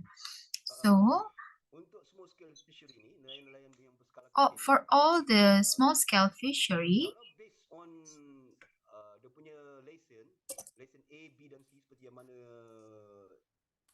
from all the the line coming from the kingdom, their right is including in their license. What is their license is based on their zone. For like land zone or near coastal area, their right is limited. It is limited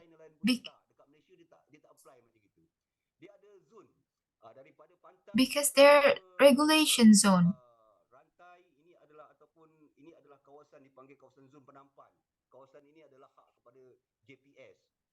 So if a fisher folk or a community is already is divided based on their each zone, so they cannot enter another zone. And also another land there is the private ownership land. Because like I said earlier, all people who have land there is a business people who will make their own project there. Boleh dijual beli mengikut undang-undang daripada orang Melayu kepada orang Melayu. Dan kedua dia dipanggil international. And we also have regulations here where our Malaysians land only can be bought by another Malaysians. But people from foreign country, for example, Indonesia or Thailand, you also can buy the land, but only international land. You cannot buy the local land.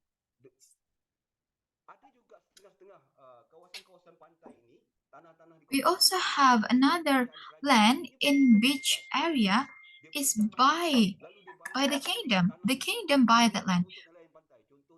They buy it to develop the household for the fisherfolk community.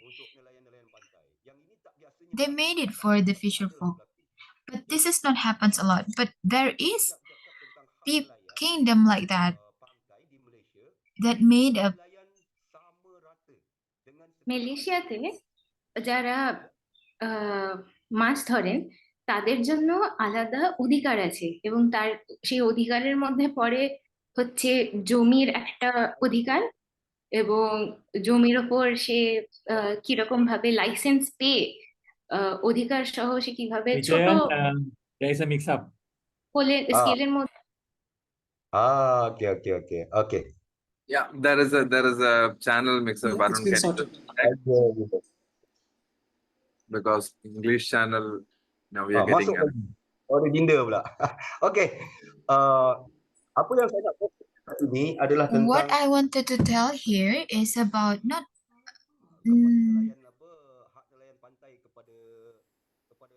the fisher folk to the right of land, but their right to the coastal land or the beach land. What is very terrifying here, what happens in the Malaysia, it started in the beginning of 2000s and now it's already 2024. It's getting worse. What happens there is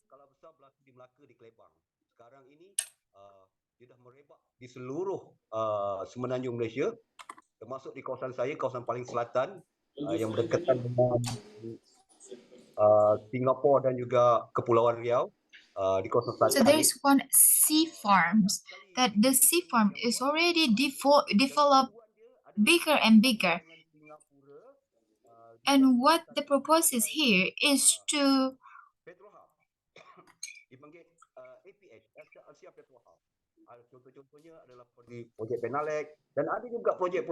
what they wanted here is to build the sea farm in Singapore.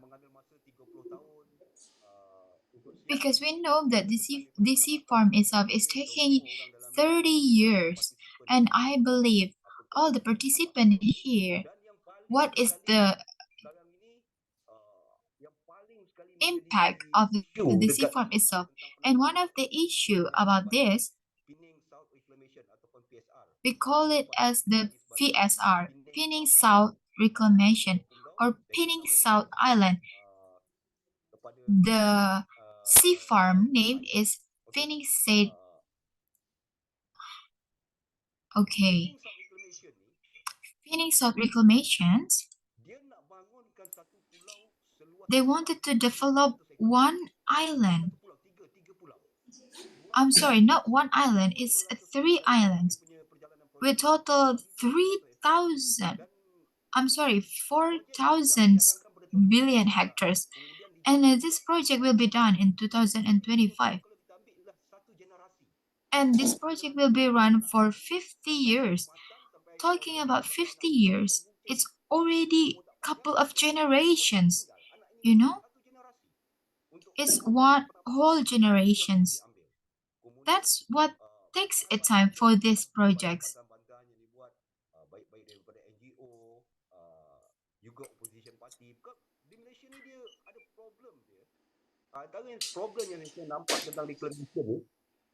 Another problem about reclamations in Malaysia is so usually our government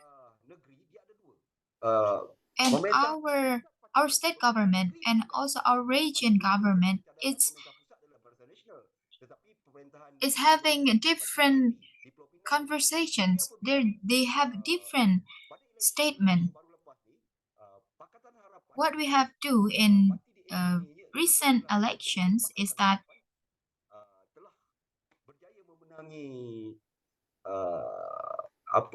tampuk pemerintahan di pusat dan juga di negeri, maka tambak laut ini terus berlaku.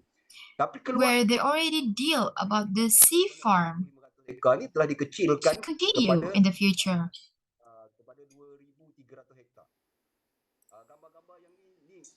This is all the picture. It's not for fisher. Who against this project is not only fisher folk, but also the local community, because they know the impact of this.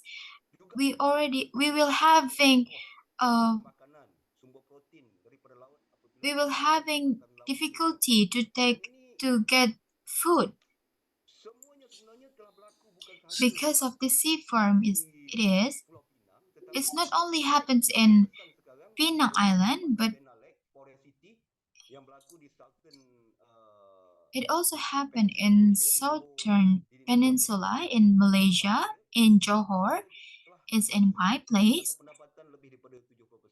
I totally lost my income, 70% of that. I believe that this is also will happen in the Penang Island. So we wanted to protest fully against this, but at the end, all the government always win the discussions.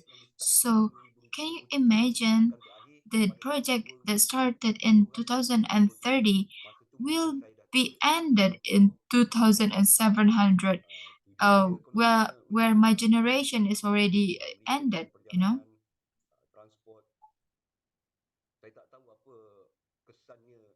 I don't know what will happen in Malaysia in the future, but what I know is that it will be impacted another country such as Indonesia.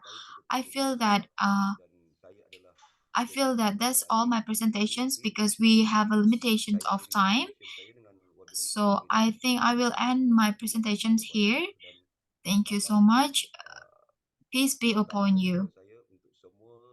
And greetings for me, for all the participants, and thank you for inviting me. I'm sorry if my presentations is not good enough to listen, but I believe that this can be one of the research or topic discussions that all of you should know, that this is the reality. When we are struggle, maybe Malaysia is not similar to Indonesia. I already learned a lot from Kiara and from Susan how to protect our island from all the wind case in what happens in Indonesia. But I think what happens in Malaysia, we didn't do as the best as Indonesian did. So I think that's all. Thank you.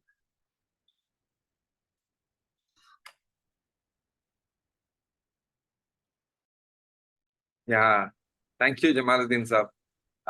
It's indeed good to see you and also hear the presentation. I think this is also an extensive presentation. I mean, when you look at the slides, you can see that. Yeah. So you can go through the slides. I mean, the presentation is already shared in the chat.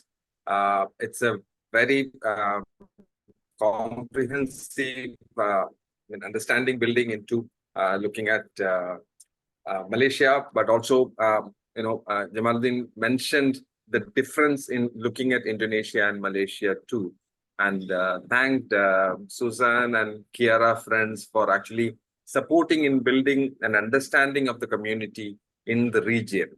Of course, he didn't get into the details of Penang Islands, etc. I think that actually requires an entire webinar. I think probably we need to, this is my request to the Continental Fora friends, that we probably need to think of having presentations from each country itself. Post the General Assembly, I would suggest that we should probably think of a monthly webinar where we actually dedicate time for each country, a session where this comprehensive set of issues, because now we are trying to look at, as Jamaluddin also pushed, he definitely had inputs about, the way other presentations also had the questions of aquaculture and some of these things. the entire land reclamation project that is happening in Malaysia, how that is impacting all of that. But the three different questions that we are trying to post through the webinars probably also needs to be extensively studied from each country's point of view. And we actually don't have a presentation from Pakistan here today, but Pakistan's coast is again similarly in a very, very threatening situation. And Pakistan is actually one of the younger countries to enter the entire blue economy framework. It has been much less polluted. The coast of Pakistan and the sea of Pakistan has actually been much less polluted, thanks to the fact that unlike in the Indian western coast, which we saw through the blue economy tribunals, unlike in the Indian western coast, the disastrous, polluting of water and polluting of coastland kind of industrialization, chemical power plants, thermal power plants, which increase the temperature of the sea for up to 7-8 nautical miles.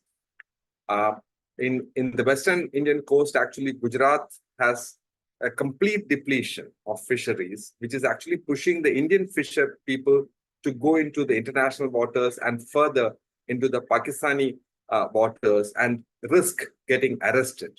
We are talking about thousands of Indian fish workers being in Pakistani jails and some of the Pakistani fish workers coming to fish in the Sir Creek area on the Indian side getting arrested.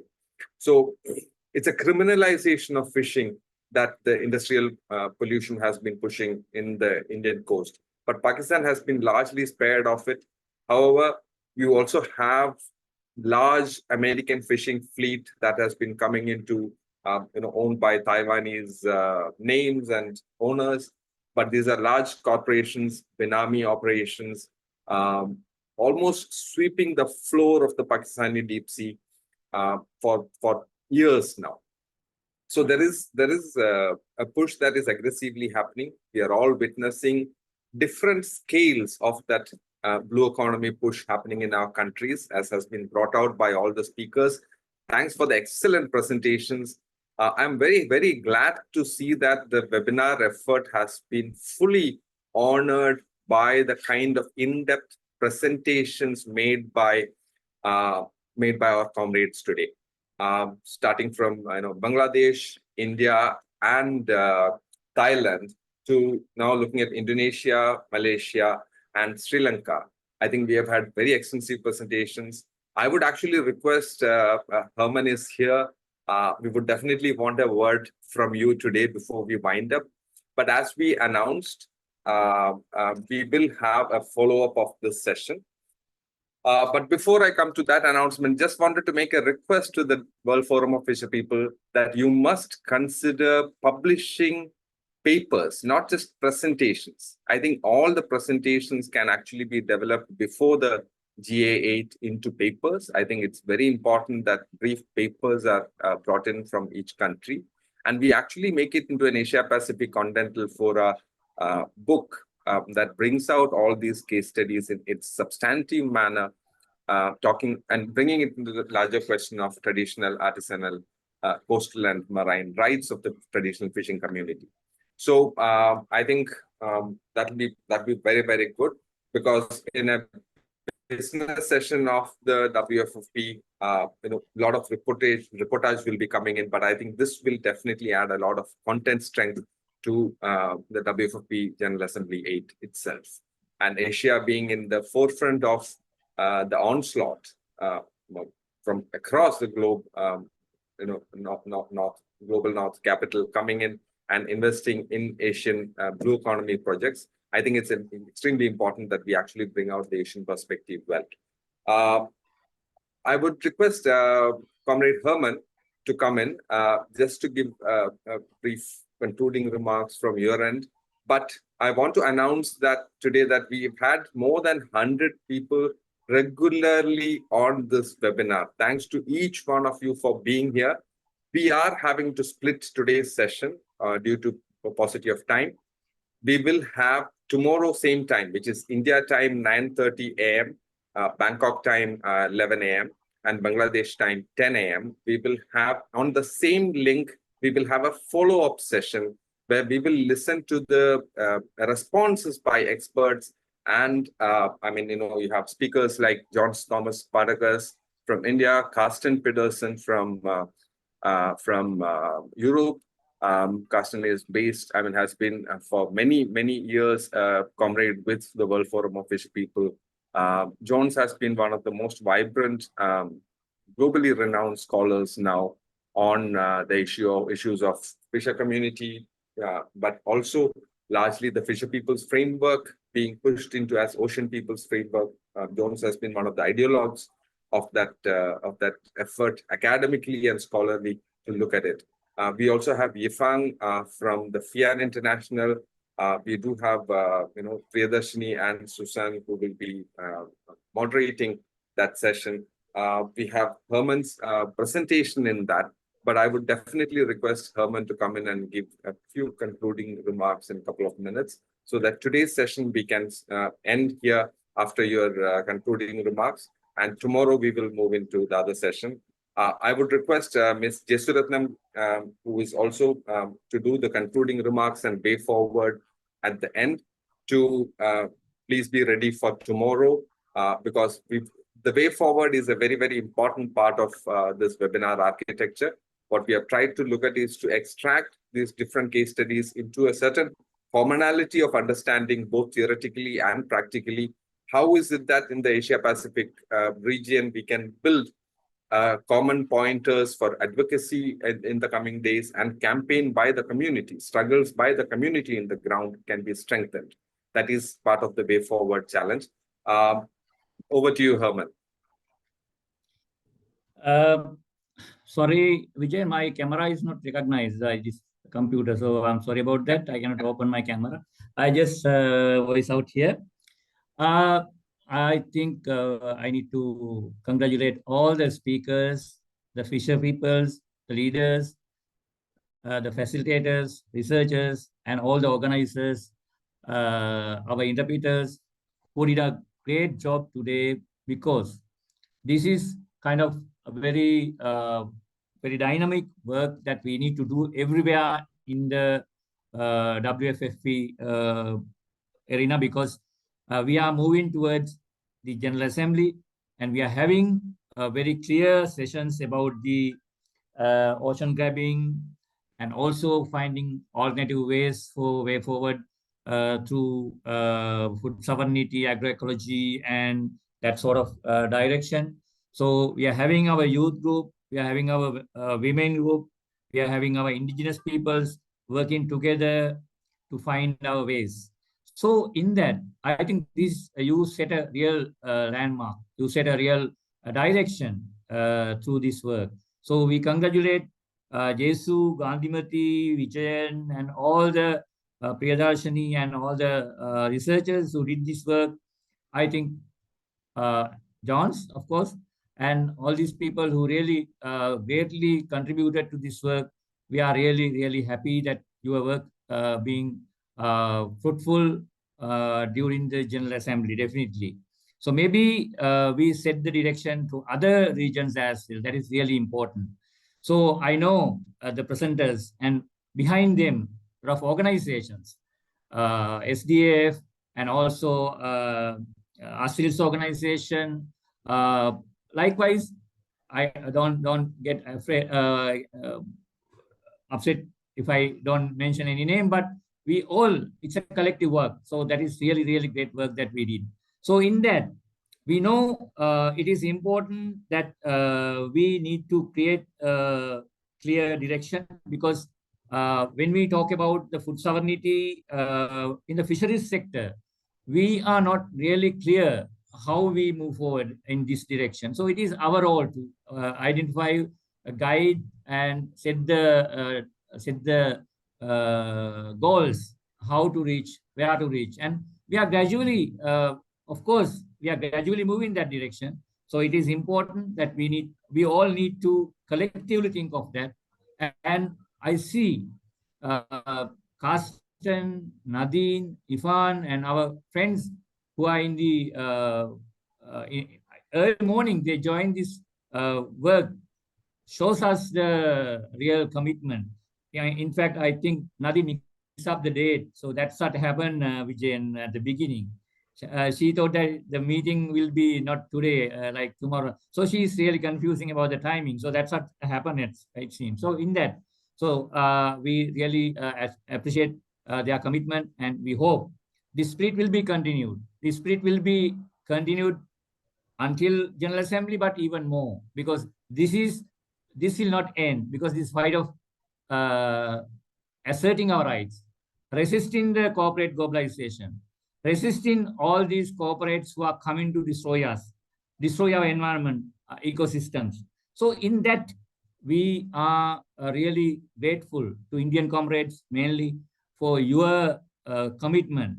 You are giving the playing mission role as always.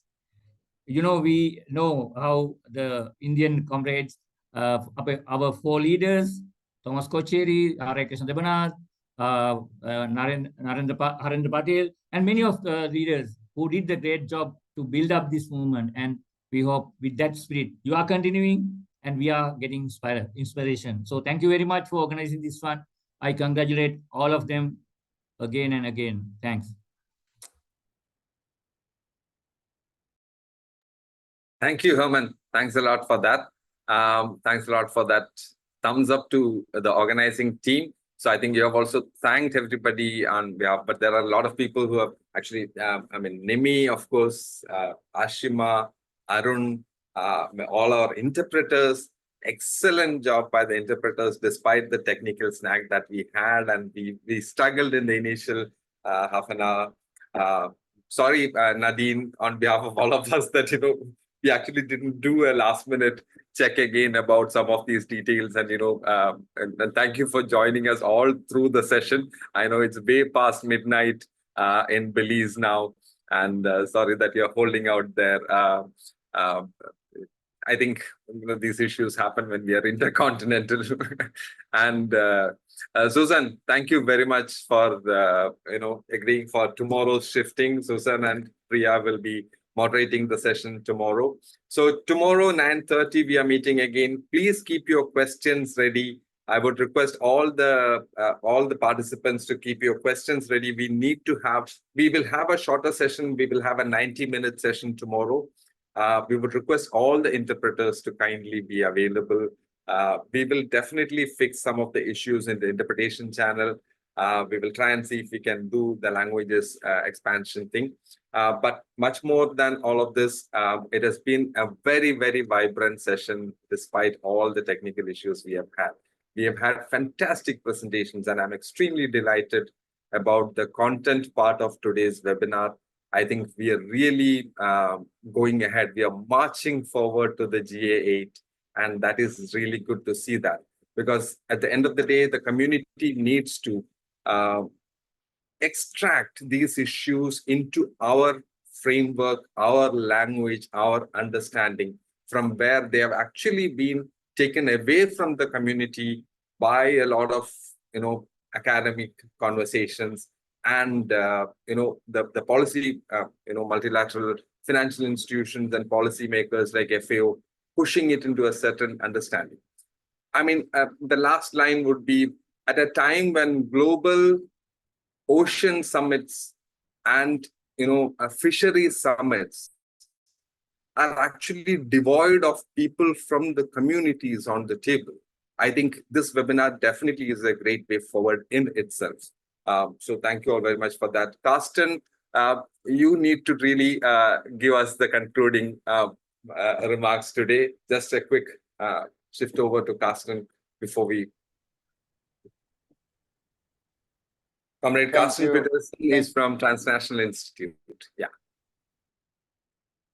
Thank you, Vijayan. I actually proposed that I just skip my short intervention here because I think Herman and you have just made a very nice Can you speak up? We are not able to hear you. A very, very important.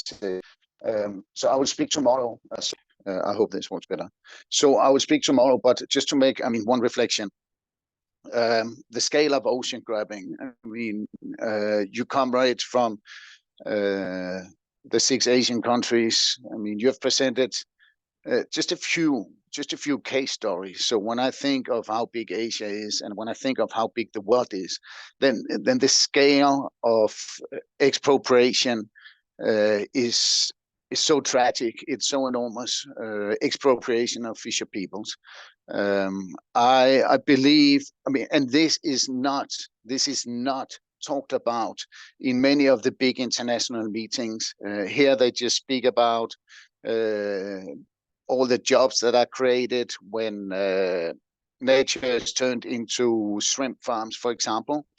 They speak about all the jobs that are created in nature parks, in conservation areas, but they never speak about the scale of expropriation of fisher peoples.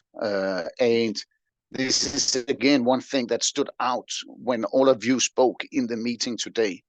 I think we have to be much better at documenting also numbers, get the numbers out, so we can also add some of that up and use that as ammunition to fight back against all these myths that are presented to fisher peoples, all these myths that are presented by the big environmental organizations, by corporations, and by all the governments around the world. The truth has to be said, and we heard the truth today, and we need more of that.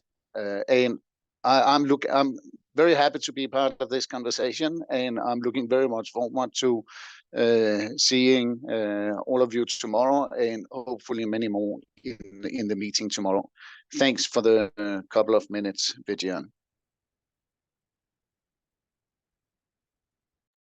Thank you, Carsten. And yes, indeed, we all look forward to tomorrow's feedback. I mean, both responses, but also helping the community movement. And that's why it's important to have Yifang, Carsten, Jones, Herman, and Jesu, all 5 who have been part of the movement, but also have been helping the movement in shaping its, in strategizing better, shaping our future better. I can already see Jones on the video now.